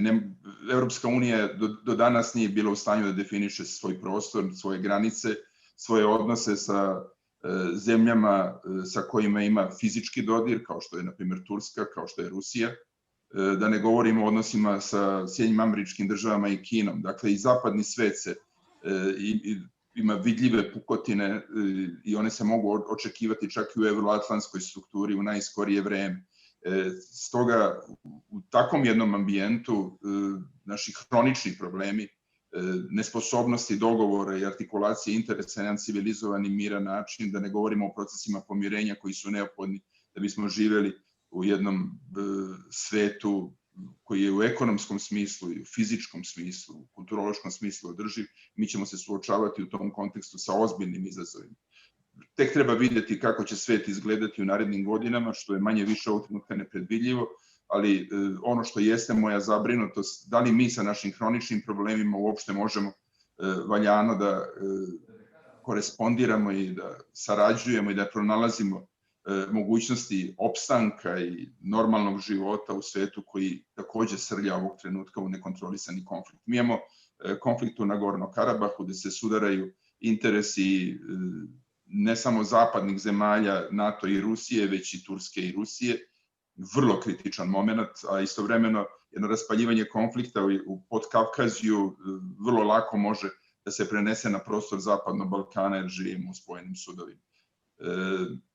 Ako tome dodamo vrlo nisku političku kulturu lidera koji danas vodi naše zemlje, mislim na spremnost tog primitivnog patriotizma koji se očitava u naoružavanju i mahanju oružjem s jedne i sa druge strane, mislim da je situacija veoma, veoma zabrinjavajuća. Ne bih hteo da unosim bilo kakav pesimizam u ovaj naš razgovor, ali određena mera zabrinutosti je potrebna svima koji žele pomirenje i normalan život na prostoru Zapadnog Balkana.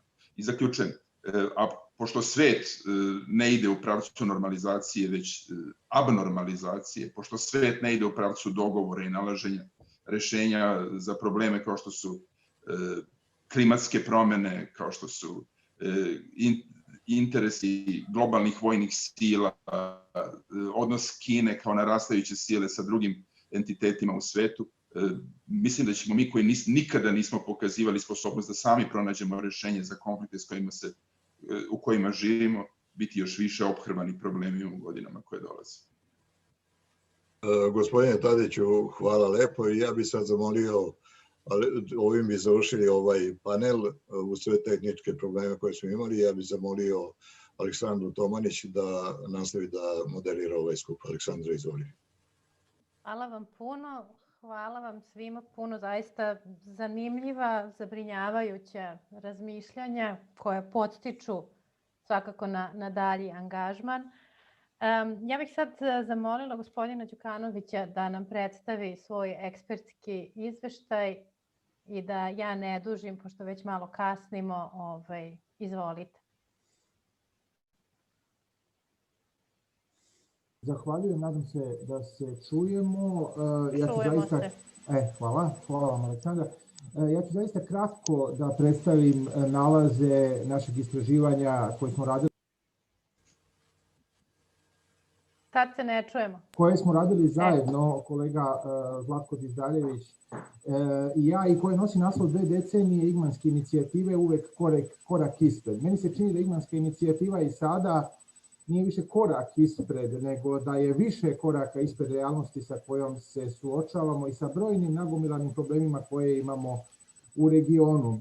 Ako smo uzeli 2000. godinu kao nultu tačku u odnosima između država Dejtonskog četvorougla, kada je došlo do promjene vlasti u Srbiji, odnosno Saveznoj Republici Jugoslaviji, Bosni i Hercegovini i Hrvatskoj, možemo da vidimo da su danas ovi odnosi veoma opterećeni nasleđem prošlosti i da su prevashodno vezani za nerešene probleme međusobnih granica, izbeglih lica, sukcesije imovine SFRJ i problema novih manjina koji su u ovim državama nastali. No, ne bi trebalo biti ni pretjerano pesimističan. Region se na neki način povezao sa Zapadom. Veliki broj država je u regionu postao član NATO, dakle 2009. Hrvatska i Albanija, 2017. Crna Gora, 2020. Severna Makedonija. Sa druge strane, Srbija se 2007. udaljila od tog članstva, proglašavajući vojnu neutralnost, iz čega i proizilaze određeni problemi u njenim odnosima sa svojim susedstvom. Također vidjeli smo da u ovom trenutku, i to smo konstatovali u izvještaju kolega Dizdarević i ja, postoji neka vrsta obostranog zasićenja od strane Evropske unije i Zapadnog Balkana i da s tim u vezi se i pojavljuju nekakvi akteri o kojima je malo pre gospodin Tadić govorio, Kina, Rusija i razni drugi poput Turske, koji na neki način pokušavaju ponuditi neku novu, da ne kažemo lažnu alternativu ovdašnjim političkim elitama i ovdašnjim društvima. Evropska unija je, konstatovali smo u izvještaju, suočena sa unutrašnjim problemama od migrantske krize, ekonomske krize uslovljene Brexitom, koronavirusom i tako dalje. I sasvim je evidentno da se te temeljne vrednosti Evropske unije veoma teško prihvataju u državama regiona. Govorili smo naravno da su svi ti nerešeni bilateralni problemi tokom protekle 2 decenije ostali gotovo netaknuti, sa izuzetkom Severne Makedonije, koja ne pripada Dejtonskom četvorouglu, ali pripada državama Zapadnog Balkana, koja je uspela da sanira odnose i sa starim i sa novim susedima. Sve ostale zemlje su ostale sa gotovo nijednim suštinskim nerešenim problemom, isključujući kad je u pitanju Dejtonski četvorougao, to što je 2015. godine u Beču bio potpisan u okviru Berlinskog procesa sporazum o razgraničenju između Crne Gore i Bosne i Hercegovine. Dakle, ako smo u prvoj deceniji o kojoj govorimo imali dobre interpersonalne odnose između ovdašnjih lidera, ali nijedan, nažalost, rešen problem, danas možemo govoriti o drugačijoj isto situaciji, da nemamo ni dobre interpersonalne odnose između ovdašnjih elita, a da nemamo, naravno, niti bilo kakav rešen problem. Također, ovi složeni odnosi u Dejtonskom ranijem trouglu, danas četvorouglu, usloženi su nakon 2006. godine i složenim srpsko-crnogorskim odnosima. No, ono što mislim da je veoma značajno i da ne treba uvek sve prebacivati, da kažemo, na taj plan interpersonalnih odnosa, čini se i da same javnosti ovdašnjih država teško prihvataju, onako kako su oblikovane, teško prihvataju želju za međusobnim poboljšanjem odnosa i da se ta težnja za poboljšanjem odnosa često smatra političkom slabošću ili nekom vrstom kompromisa koji nije poželjan. Također vidimo da smo suočeni proteklih nekoliko meseci i da Sjedinjene Američke Države i Evropska unija pokušavaju da zapravo kroz ekonomsko poboljšanje prilika u regionu reše otvorena pitanja. Nažalost, jugoslovenska kriza nikada nije bila ekonomski, da kažemo, uzrokovana, niti je imala nekakvu direktnu vezu sa ekonomskim parametrima, ali pokušaj da se regionalno ekonomsko područje u okviru Berlinskog procesa od 2017. uspostavi, kasnije imali Schengen od oktobra prošle godine, pa i američki plan o ekonomskoj normalizaciji septembra ove godine, vidjet ćemo, još uvek ne daju nikakve rezultate da se stvori povoljnija klima za normalizaciju odnosa u regiji. Naravno, goruća pitanja ostaju ista. Dakle, to je pre svega normalizacija odnosa između Beograda i Prištine. Evropska unija je odblokirala proces, ali vidjeli smo vrlo brzo on ponovo došao u krizu sa krajnje neizvjesnošću da li će i uskoro biti obnovljen. Drugo pitanje, da je bilo izvesnog napretka, jeste da je Bosna i Hercegovina deblokirala svoj put u NATO. Dakle, to je jedna bitna regionalna činjenica iz decembra 2019. godine. I čini mi se da sa treće strane je veoma značajno da naglasim i da Evropska unija u okviru nove metodologije koju primenjuje od ove godine prema državama Zapadnog Balkana insistira više na rješavanju bilateralnih pitanja u regionu. U samom našem papiru koji sublimira i domete igmanske inicijative protekle 2 decenije, dali smo i određene preporuke koje se odnose na Evropsku uniju, političke elite Zapadnog Balkana i na kraju na civilno društvo. Ja bih samo nekoliko ključnih istakao. Kada je u pitanju Evropska unija, smo upravo ukazali da je nužno kroz redefinisanje metodologije da se prema ovom, da kažemo, delu Evrope i u skladu sa kredibilnom strategijom proširenja do 2025. godine, da se upravo bilateralna pitanja... In line with learning strategy to resolve the mutual open questions, and we also said that it was necessary to reward great moves. We saw that in 2017 when they reached agreement with Greece, waited until 2020 to start the negotiations with the EU, which is definitely not a stimulus for resolving open issues in the region. I'm also afraid there is a significant lack in discrepancy in the attitudes of the US and the EU, which is also preventing the stabilization of the situation in the Balkans, but I hope it will be better after the presidential elections in the US. When it comes to political elites, we also recommended to revive the previous forums from Berlin process, the process of cooperation in the Southeastern Europe, and a number of other processes which have in the past provided some sort of results while the members had regular meetings. We should also emphasize and insist on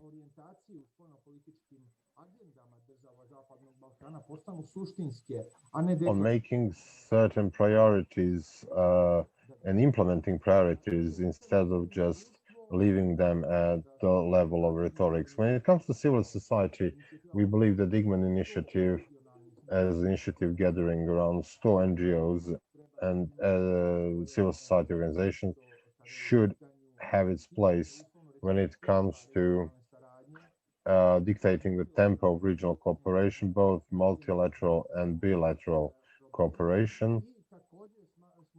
And we also believe that within the Berlin process, since there was an initial idea and something was implemented in Vienna in 2015, so the bilateral issues should be separately evaluated and should be evaluated annually.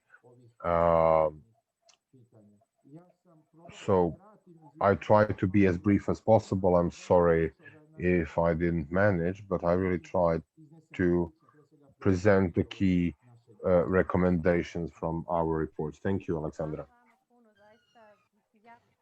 Thank you very much. So many points that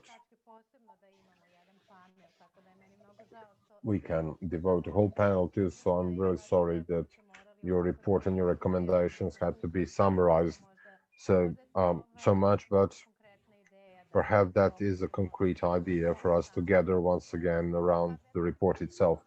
So the Berlin process will now show us, because the organizers have many bilateral questions, open questions remaining, and we'll see what it looks like when they're supposed to organize something like this. So to continue, I have to say that I've just noticed what I commented on related to the presidential panel, that we only had men talking, but because of the electoral process, it's a different story. And I also expressed my wish that when we celebrate the 30th anniversary, have more diversity. I also have to notice that when it comes to co-presidents who are going to talk to us, that are also all men. So there you go. You should think about it. You should think about what can be done or should be done about that. Now I would like to ask Mr. Šehić to take the floor. Thank you. First of all, I would like to welcome all participants. Mnogi ljudi koji sam vidio, koji su vam postigli na daleko teža vremena nego što su danas. I moram reći da su antiratni aktivisti, borci za ljudska prava sarađivali tokom rata. I to je bilo daleko teže sarađivati nego danas. Da smo se sastajali na teritoriji Bosne i Hercegovine u Tuzli 3 puta. Civilni dijalog vidjeti godine odlučili da se taj naš pokret koji je antiratni, koji je antifašistički, koji je civilizacijski, zove izgranska inicijativa, kao što je već rečeno, na sjećanje nekih ljudi koji nažalost više nema među nama, a koji su uložili napor, ne gledajući svoje godine, da pruže podršku ljudima u Sarajevu, da izdrže ono što se dešavalo tokom rata. 2000. godina je značajna jer je došlo i do političkih promjena i u Bosni i Hercegovini, i u Hrvatskoj, kao i u Srbiji nešto kasnije, i stvorile se te pretpostavke da sem nevladinog sektora kao partnera u izgradnji mira, razumijevanje i poverenja u regionu, uključimo i predstavnike političkih stranaka. Ali smo bili svjesni činjenice da će uvijek biti teret na nama, jer se političke strukture mijenjaju, političke filozofije se mijenjaju, vidimo gdje smo danas, ali nisam skeptičan, jer dolazi neko vrijeme gdje će morati biti odgovornost na prvom mjestu. Ja moram posjetiti sve one koji, jer govorimo o Dejtonskom sporazumu, da je aneks 1 Dejtonskog sporazuma, koji je rečeno upravo sporazum o regionalnoj stabilizaciji. U sklopu toga imate nešto što je za nas jako bitno, da se donesu mjere na, ne samo na bezbednosnom karakteru, nego na uspostavljanju poverenja u regionu. Povjerenje u regionu ne postoji danas, jedno vrijeme je postojalo, koliko ono bilo sve iskreno, o tome možemo razgovarati, ali zadatak Igmanske inicijative i sve naše aktivnosti su bile izgradnje razumijevanja koje nam nedostaje, u izgradnji povjerenja, kako bi stvorili temelje da možemo govoriti i o izgradnji mira. Nažalost, ja dolazim iz države koja je jako ranjiva, koja je u centru zbiva. Uvijek se očekivalo od naših prvih susjeda da svojim aktivnostima doprinesu stabilizaciji povjerenja u Bosni i Hercegovini. Međutim, svjedoci smo da u zadnje vrijeme, to je već rečeno, se koristi jedna formula koja je pogubna za Bosnu i Hercegovinu. Koju smo mi iskusili 90. godina, kada samo razgovaraju dva, a ne trećeg nema. Ta formula, 2 out of 3 are talking. So with the third person missing, that is devastating for Bosnia and Herzegovina. So then we have to ask ourselves whether our neighbors really are honest with us and whether they really adhere to what the then president signed, especially in the case of Bosnia and Herzegovina. That's why the Igman Initiative will continue its activities, and I have to, first of all, thank you for financing this one, especially Mrs. Susan Schutz, who is coming from a country which is very important for us, not only because Germany is a great power, political, economic power, but also because they have moral rights, because they really face the past and their history from the 1940s, so they can help us a lot. Finally, I would like to say, what the problem is today, political dishonesty, political hypocrisy, because everyone says they are in favor of the European Union, but their acts are quite different, especially in Bosnia and Herzegovina. Everybody is talking about European values, but when we suggested in 1998 or 2000 to establish economic cooperation, to start talking about tax-free zone in the region, an area where there would be a free flow of nije se naišlo na neku vrstu podrške od strane tadašnjih političara, časni izuzecima, zato su mnogi i danas u ovom panelu, i oni su istinski prijatelji Igmanske inicijative, jer su svoj kapacitet predsjednika država stavili u funkciju onog što smo se mi zalagali, a to je da se grade dobrosusjedski odnosi, da su nam, što mi kažemo u Bosni i Hercegovini, najpreće prve komšije i zalagali smo se upravo da se određena bilateralna pitanja riješe. Meni je drago i to mogu reći da Bosna i Hercegovina, nažalost, samo sa Crnom Gorom kao svojim sustavom ima riješene sve probleme. I to je samo jedan dokaz. Ako imate razumne političare u nekom vremenu koji žele istinske dobrosusjedske odnose, imat ćete ih. Međutim, mnogo je nerazumijevanja i jednog nekorektnog ponašanja prema Bosni i Hercegovini. I na kraju, da građani ovog regiona žele Evropsku uniju, dokaz je da stotine hiljada ljudi, napuštajući ova turovna, trusna područja gdje nemate vladavine prava, odlaze upravo u tu Evropsku uniju jer znaju živjeti evropske standarde. Ono što me također ohrabruje po prvi put da je Bosna i Hercegovina strane Evropske komisije dobila izvještaj koji je objektivan za razliku od nekih drugih izvještaja od prije 5-6 godina, gdje su se banalni događaji pretvarali u istorijske događaje za Bosnu i Hercegovinu. Ovo je vrlo kritičan i ono što mi je posebno drago, insistira se upravo na onom što nas čeka, a to je vladavina prava, odnosno već implementacija poglavlja 23 i 24. Nisam pristalica i naši će političari sve potpisati kada mi se nude novci. I vidimo sada, odnosno se prihvatili, pa se vraćam u neku 98-9. godinu kad je potpisan pakt o stabilnosti u južnoj Evropi, je također obećana ekonomska pomoć, ali kada su vidjeli da se mora to zaraditi i dobiti, onda su odstali. Tako da sam više pristalica da stvorimo mi pravni okvir, vladavinu prava, a onda će same investicije dolaziti u obzir. Tu je nekakav možda put dalje rada Igmanske inicijative i moram reći da smo se mi kroz jedan drugi projekat koji finansira Američka ambasada uključili u takozvanu zelenu ekonomiju gdje pokušavamo regionalne saradnje između Bosne i Hercegovine, Srbije i Crne Gore da afirmišemo, ali da pokažemo i koje benefiti građani ovog regiona mogu dobiti implementirajući sve one obaveze koje čekaju države ne samo Evropske unije, nego i Zapadnog Balkana. The whole Europe will have to implement sometime in the future. Thank you very much. So we have passed from anti-war movement to green economy, but these are two very important issues for all of us here. We are now going to from Bosnia to Montenegro. They don't have any mutual unresolved issues, and it's a nice transition. So, Mr. Radulovic, the floor is yours. Alexandra, thank you very much from Podgorica.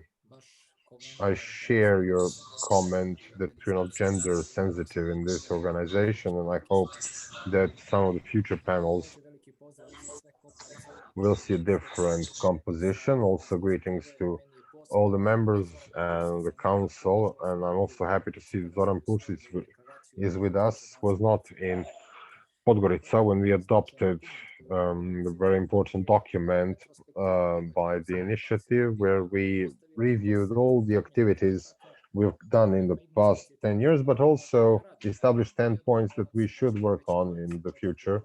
And I hope that on the 24th, when Alexander Papa welcomes us, he will be able to agree on the implementation of this document. What is important is that after the 30th of September, there is already conference now, and this item 2 on the agenda is being implemented. But I would like to stick more closely to the topic, and that's the economic and investment plan, which as such is first and foremost designed to, as they say, establish, modernize the Western Balkans and to provide convergence of the region to the EU, digital and green economy and technology. These are worthwhile activities and aims. And I'm just going to reiterate the words of the Vice President of the European Commission. The citizens of the Western Balkans are members of this, and all 6 of them have to work together. That's kind of message we used to receive in the time of the reign of Ante Markovic, but then we entered a process which has excluded this whole region from any integration process, but we believe that the new plan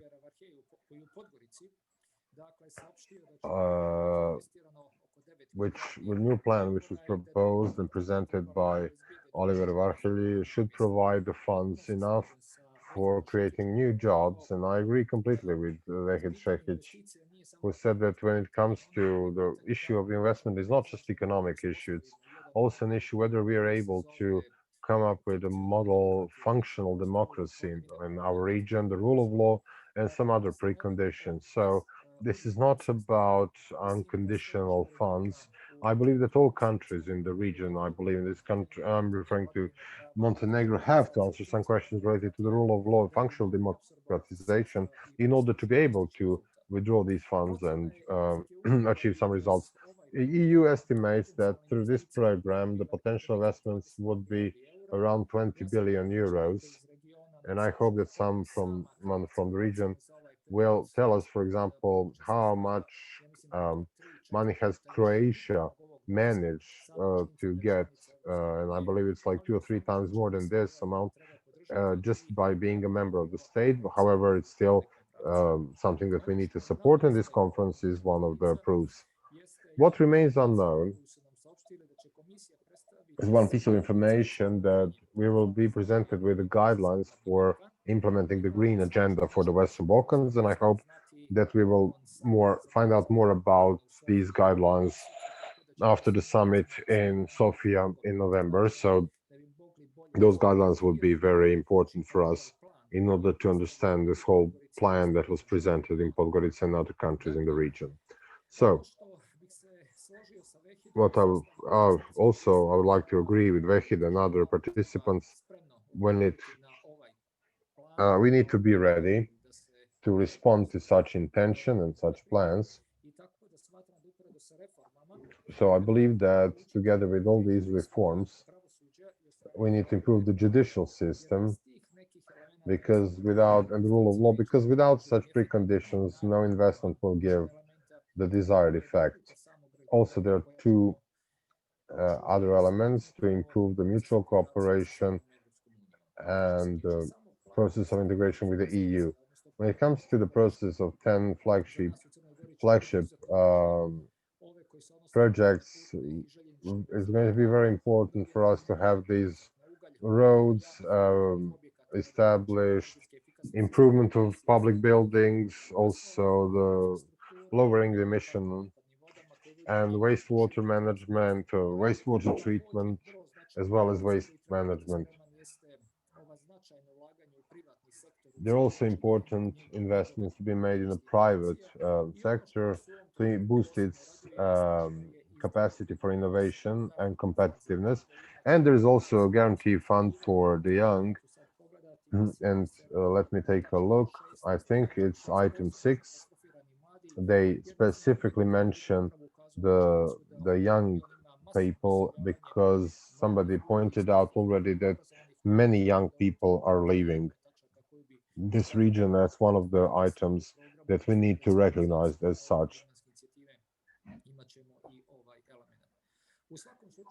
In any case, I would not. The experience tells us that some other reforms and reform processes have arrived to the Western Balkans, but the Western Balkans were not ready to accept it. So I agree with Mr. Tadic, who said that we have some other regressive processes of making big grand states and expanding the states, and it's still a question who's going to win here. And just like in 1995, they managed to get into Sarajevo through a tunnel. Through Zoom, it's now easy to be together and communicate. But what I believe is most important is the fact that the IGMAN initiative should build its network and to be supported just like it is from the European Fund for the Balkans, and that through common activities we need to make establish better communication so that we can use this amount of up to 9 billion euros to create all the desired effects. So greetings to everyone from Podgorica, and I'm happy that the declaration from Podgorica is already implemented today. I look forward to our meeting on the 24th of October in Novi Sad. Thank you very much. I would just like to read this information we got from Ms. Miščević, that the guidelines for the implementation of already exist and can be found online. So from Podgorica we're moving to Belgrade. This is like mini Eurovision song contest. Milan, dear people from the Igman initiative, if I may say so. So,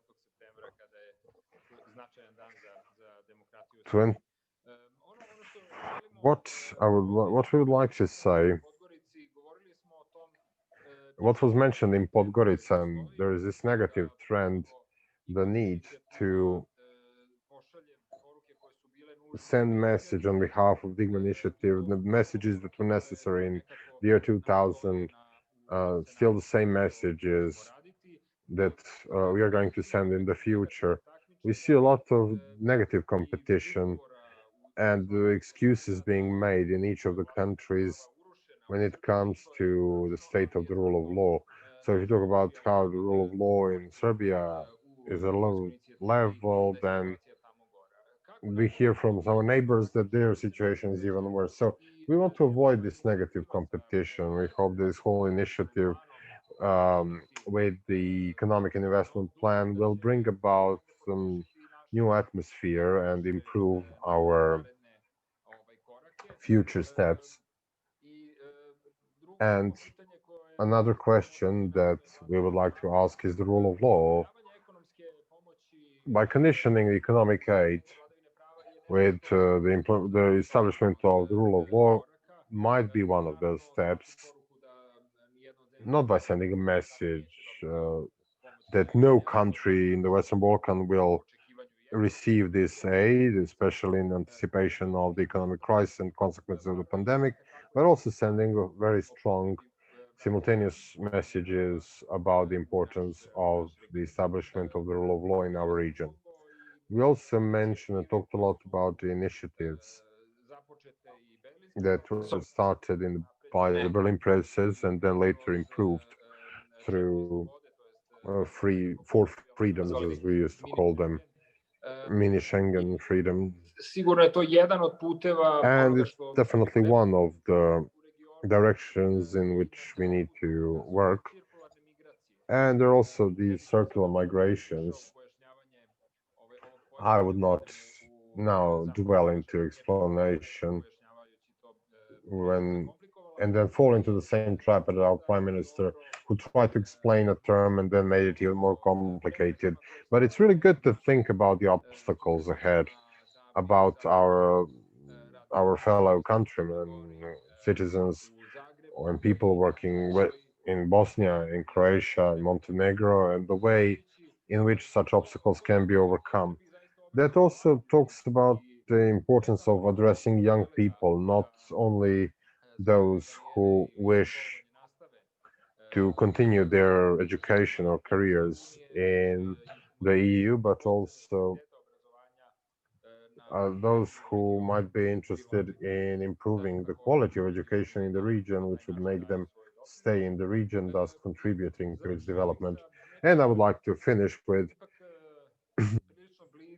something that's very close to our reality and quite negative, and that is a recent incident involving a young 22-year-old man in Zagreb who first shot at the police and then committed suicide.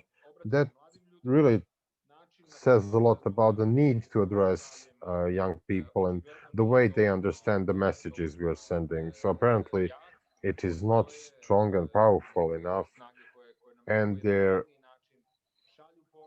are ways, there are some other forces that send more powerful messages, and turning the West Balkans into something it should never become is kind of terrorism that we experience these days. So how you talk to these young people, how to open doors for them without judging them. They have no direct connection. They don't have any traumas from the past that could be accepted. These are just learned lessons through media, through electronic media, social networks. So in order to get such results, I hope it's not too much. Its picture is not too dark. There are such incidents and they occur occasionally, but I believe that through the Igman initiative, we're going to not only condemn but also offer concrete solutions, because that is not something that should be present in the Western Balkans. Recently, we visited Montenegro, where we hoped that this segregation would stop.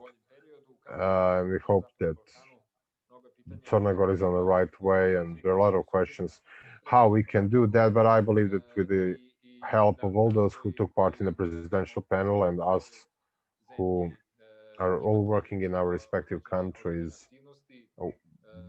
we will be able to mobilize other parts of civil society and individuals to join us and to see where this tunnel is that we have to go through. We were relatively young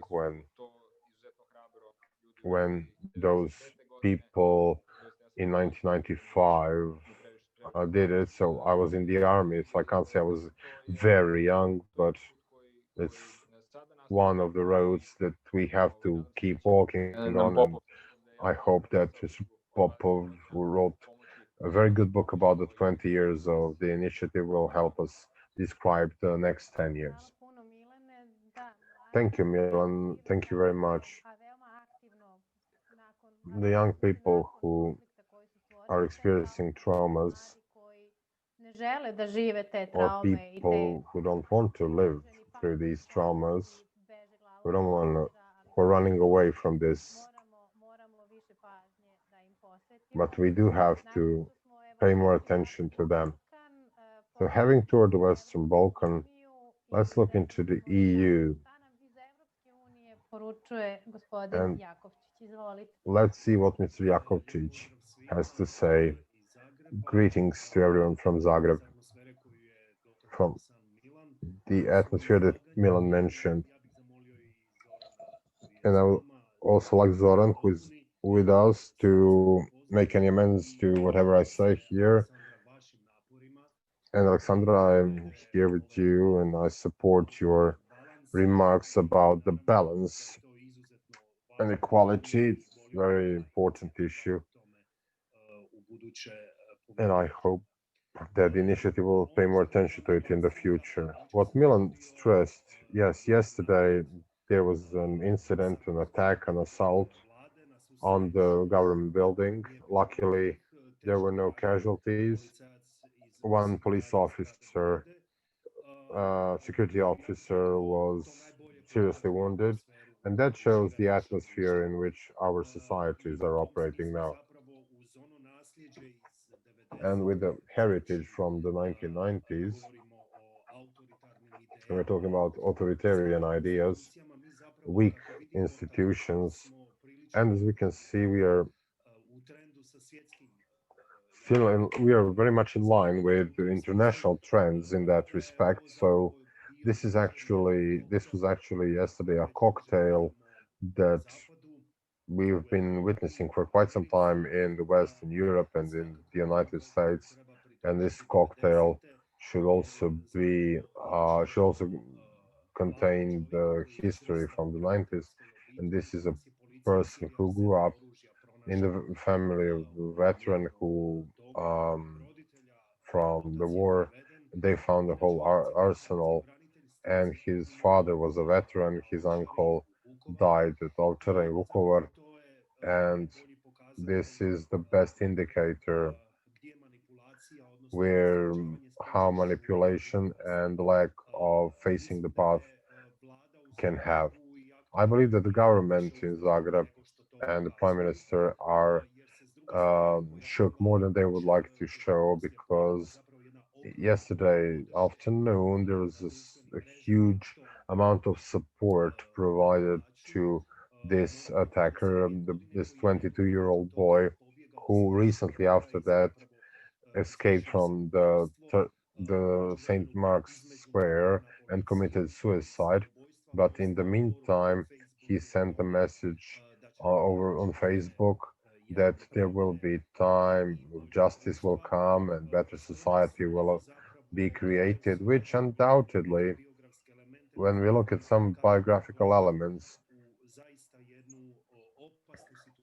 which is leading us to a dangerous situation that we as societies will have to face in the future. And it's very important, I would say, to create and build a process of peacemaking, not only within the region, but also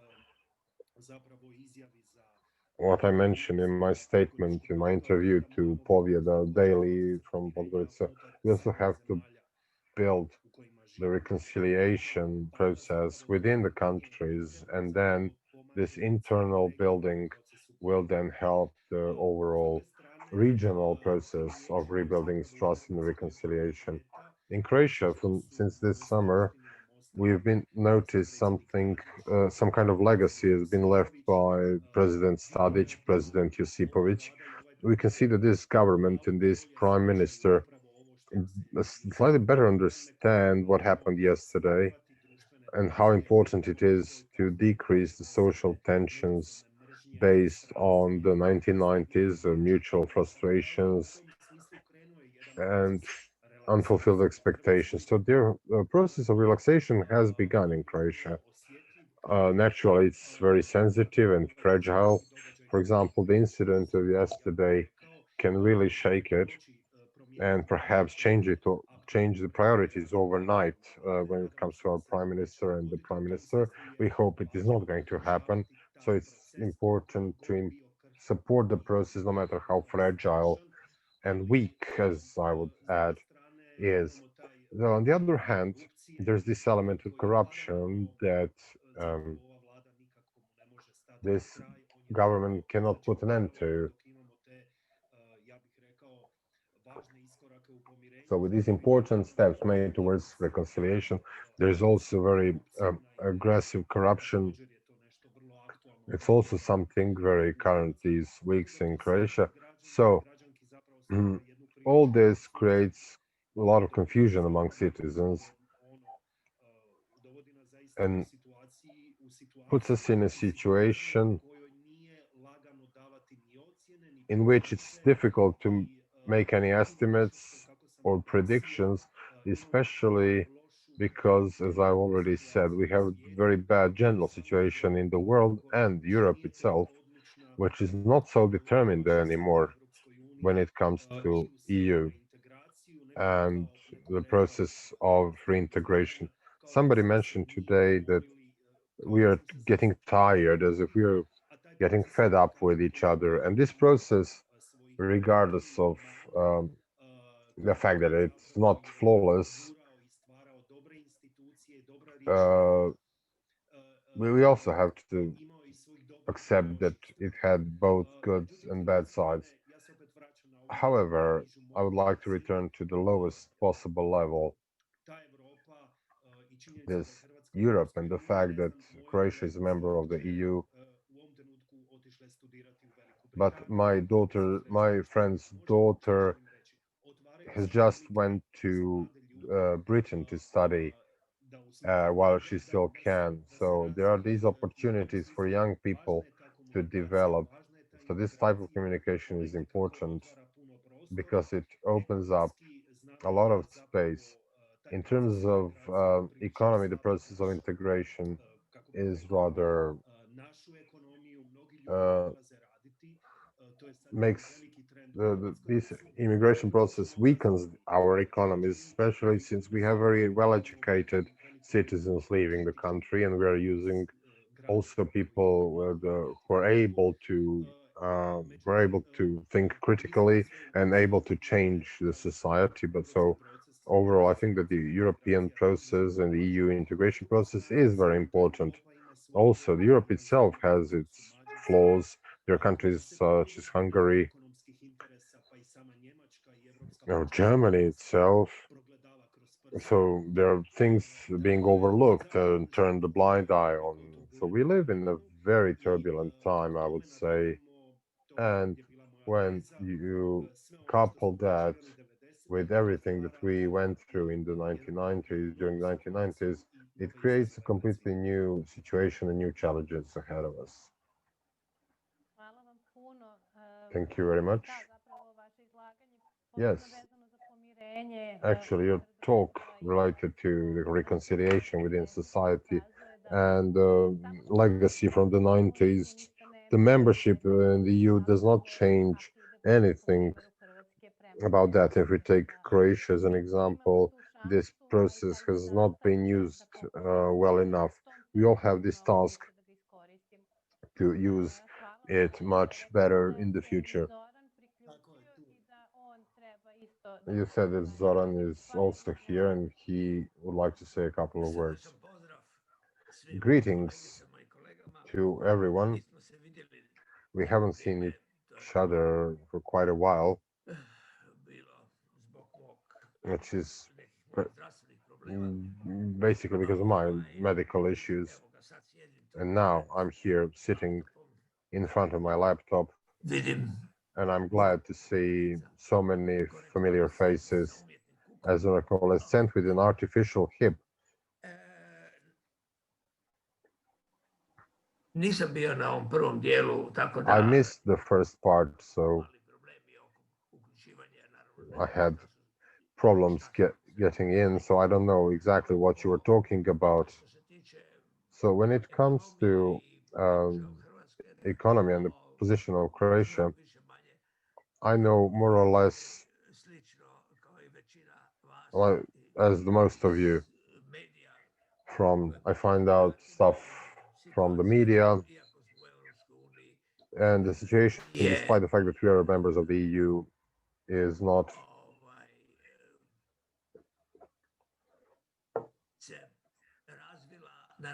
has not developed in a way we hoped it would, say 7 years ago, when Croatia was entering the EU.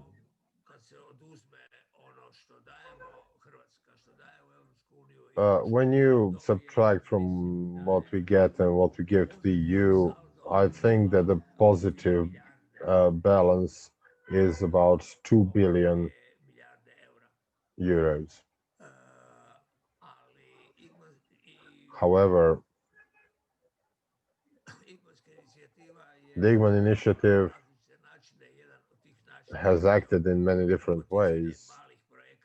One was to support small projects of cooperation on some concrete economic projects from 2000, so for the past 20 years. So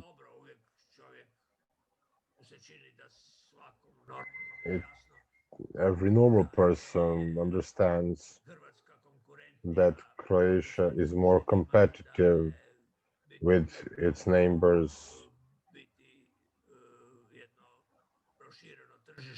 that there is expanded market available here to everyone's benefit, that the membership of Croatia in the EU should be its great advantage, right? However, that cannot be separated from political attitudes. We know that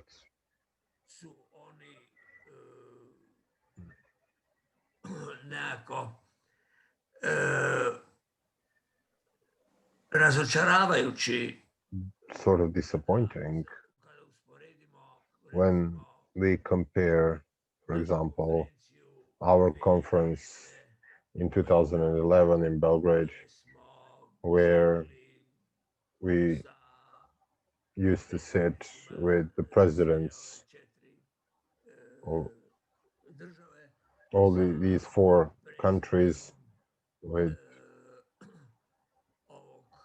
the president of the Nordic Alliance, when we were planning things, and we thought that the near future would be much brighter. It turned out that something that we've already known, the role of individuals in politics is very important, especially until some almost unquestionable standards are reached. Like somebody mentioned here, the rights of women, for example. Of course, women are more than welcome to join any work, kind of work of the Digman Initiative. That has never been a problem, and it's always been understood. But today in our countries,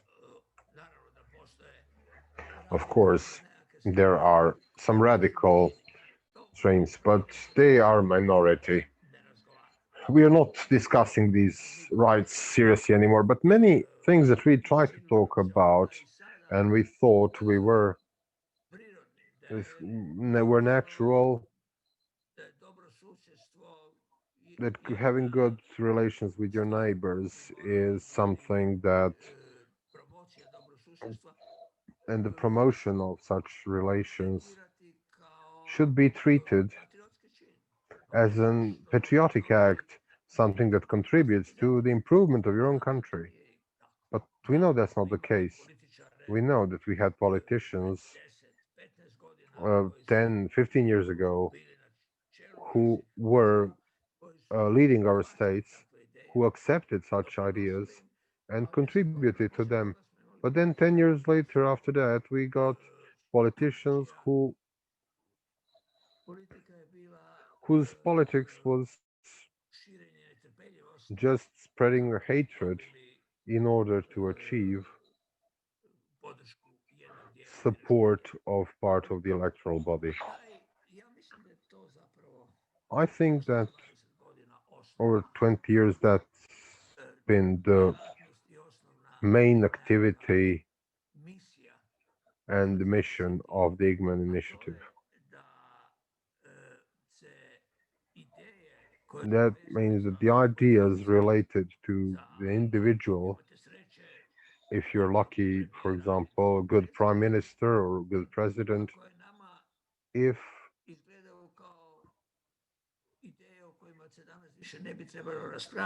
it looked like an idea that is not worth discussing anymore, to turn these ideas into political standards, such as the right of women has been turned into political standards, and no one debates or discusses it seriously anymore, while that was not the case in the past.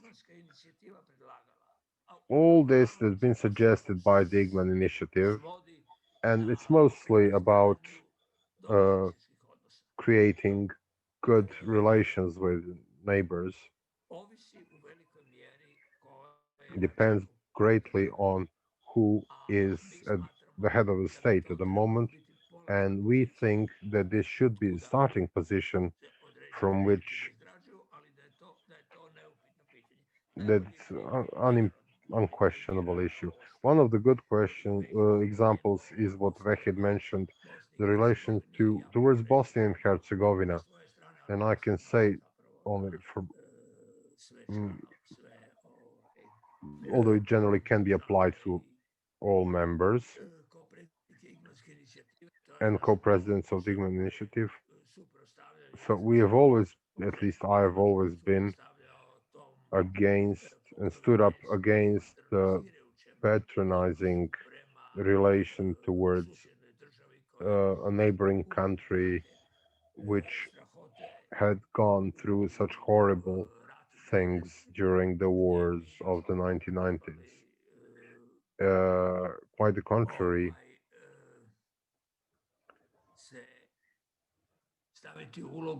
we should take up a role of honest and true friends and not self-conceited patrons of that country. And we should not stimulate what leads to conflicts.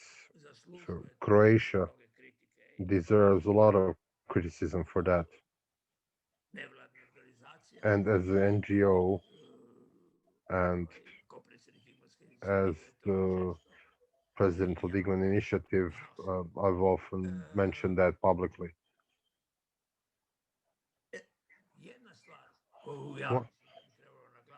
One thing that should be emphasized, I believe, and also connected, is not turned into a standard behavior, regardless of the politician's statements.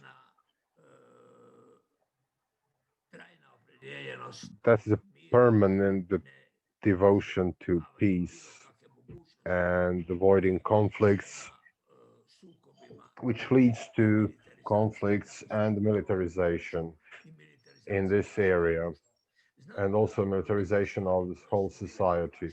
We know that some of the things that have been accepted as a standard, when they were questioned by the politicians, that has always led to major problems, which eventually turned into tragedy. If we just remember, for example, before 1989, in the 80s, no one could imagine a politician saying, we are not excluding armed conflicts. When Milosevic said that, I think in 1989, I was shocked, because that was really divergence from something that had been established as standard. So one thing is if you're afraid of something, but if in order to be able to formulate it like that on behalf of Croatia, I remember how shocked and appalled, or in 1992, when I heard a statement that there would have been no war if Croatia hadn't wanted it. So those were these huge discrepancies from between what was said and what we believed were standards. The Igman Initiative has always been in favor and advocating in favor of such things, while this train, the political train, was passing by, bringing about all these changes. I'm sorry, I would have to ask you to bring this to an end. Ona europska deklaracija o važnosti sjećanja budućnosti Evrope, gdje zapravo se iznose neke neistine i vidite da su... Just like I was shocked with this document of the importance of remembering for our future, I was shocked because it contained a lot of false information. There's still some elements in our country, in my country, and in other countries in the region, which are pulling the situation in the wrong direction, completely opposite, and that is the reason, if younger people can recognize that, the importance for them to take active part in the endeavors of the organizations such as the ones proposed by the Igman Initiative. Thank you very much. So, I was very sorry when we had to cancel this event, the meeting purpose, but I have to say that having heard all of you, I'm even more sorry, because this format will never be able to replace a live meeting where there are a lot of more opportunities for exchange of ideas over coffee, over lunch, or informally. So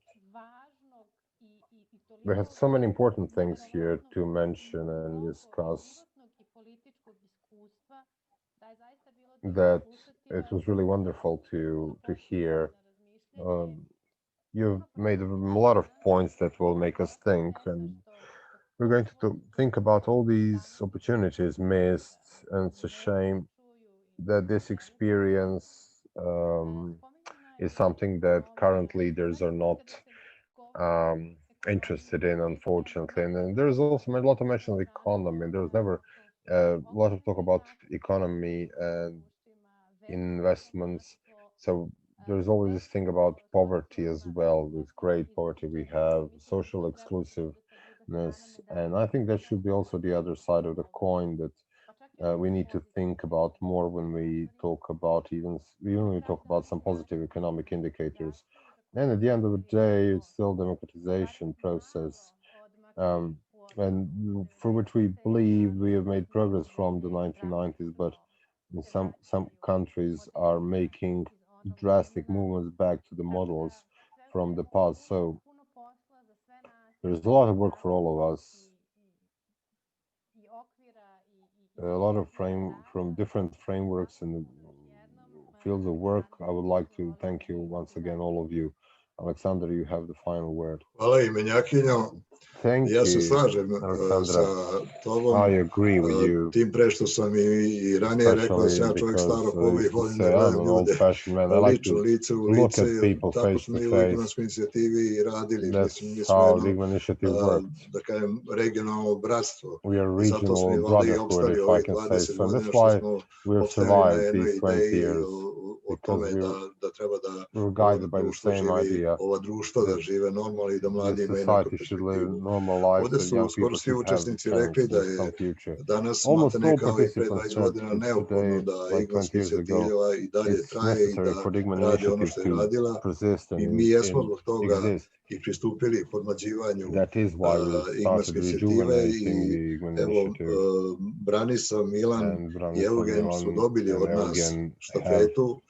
I mi sede glave nećemo bacati koplje u trnje, nego ćemo i dalje biti deo tog kontinuiteta i čuvati im leđa i prenositi ona naše iskustva koje su imali, a oni se nalaze pred novim izazovima, oni imaju nove ideje, nove načine delovanja, tako da dolazi njihovo vreme i to je dobro. Dragi Milane, ja ću sa zadovoljstvom, ako doživim još 10 godina, ja ću sa zadovoljstvom napisati knjigu 30 godina Igmanske inicijative, jer će ona zajedno sa vama sigurno toliko trajati, a ja se nadam da će se ispuniti ona moja želja da, kako se ja naivno verovao da će kroz 20 godina ona da preraste u društvo srpsko, hrvatsko, bosansko, hercegovačko, crnogorsko prijateljstvo. Nažalost, to se nije desilo, tako da ste vi dobili novi zadatak da u ovim vremenima nastavite misiju Igmanske inicijative.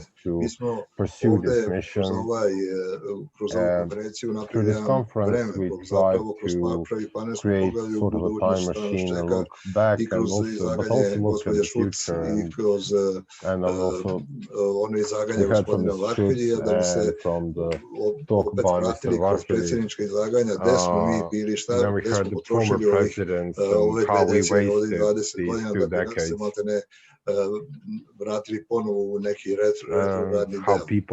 Ovdje su važne poruke koje su poslali i predsjednici Evropske unije, ali i bivši predsjednici, jer se to objedinilo iskustvo onoga što je bilo i onoga da kako to iskustvo iskoristiti da imamo bolju budućnost, a ne da pokušavamo revizijom istorije da pravimo bolju prošlost, kao što mnogi političari to nažalost rade. Ovdje su dobre, ja mislim, preporuke koje su naši eksperti napravili i Evropskoj uniji i nosiocima državne vlasti kao i civilnom društvu, s tim što bi ja dopunio i zato i služila ova konferencija dopunio bi onu preporuku koja je data nosiocima vlasti, a to je da se učestalije sastavi na multilateralnim skupovima. To je potrebno, ali je potrebnije još da se oni bilateralno nalaze. Jer mi, evo, kad pogledamo, bilo bi normalno da se prvi susredi bar jednom godišnje, da se nađu i da razgovaraju o pomiri otvorenih pitanja koje smo nasledili kao za ostavštinu rata i raspada nekadašnje Jugoslavije. Međutim, to se ne dešava.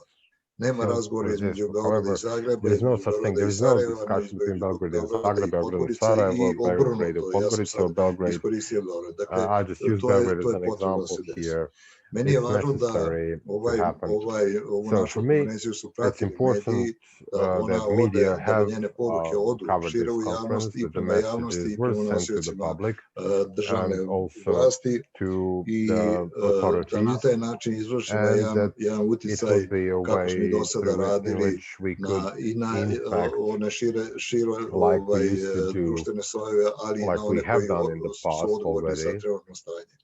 I evo, da ja ne dužim dalje, ja bih se zahvalio ponovo Fondaciji za Evropskom fondu za Balkan, na podršci za održavanje i ovoga skupa i cele ove naše manifestacije održavanja 20 godina Igmanske inicijative, posebno Aleksandri, koja je zvučno to stvarno podržala i šarmantno vodila ovu konferenciju, za razliku od mene koji nemam taj šarm.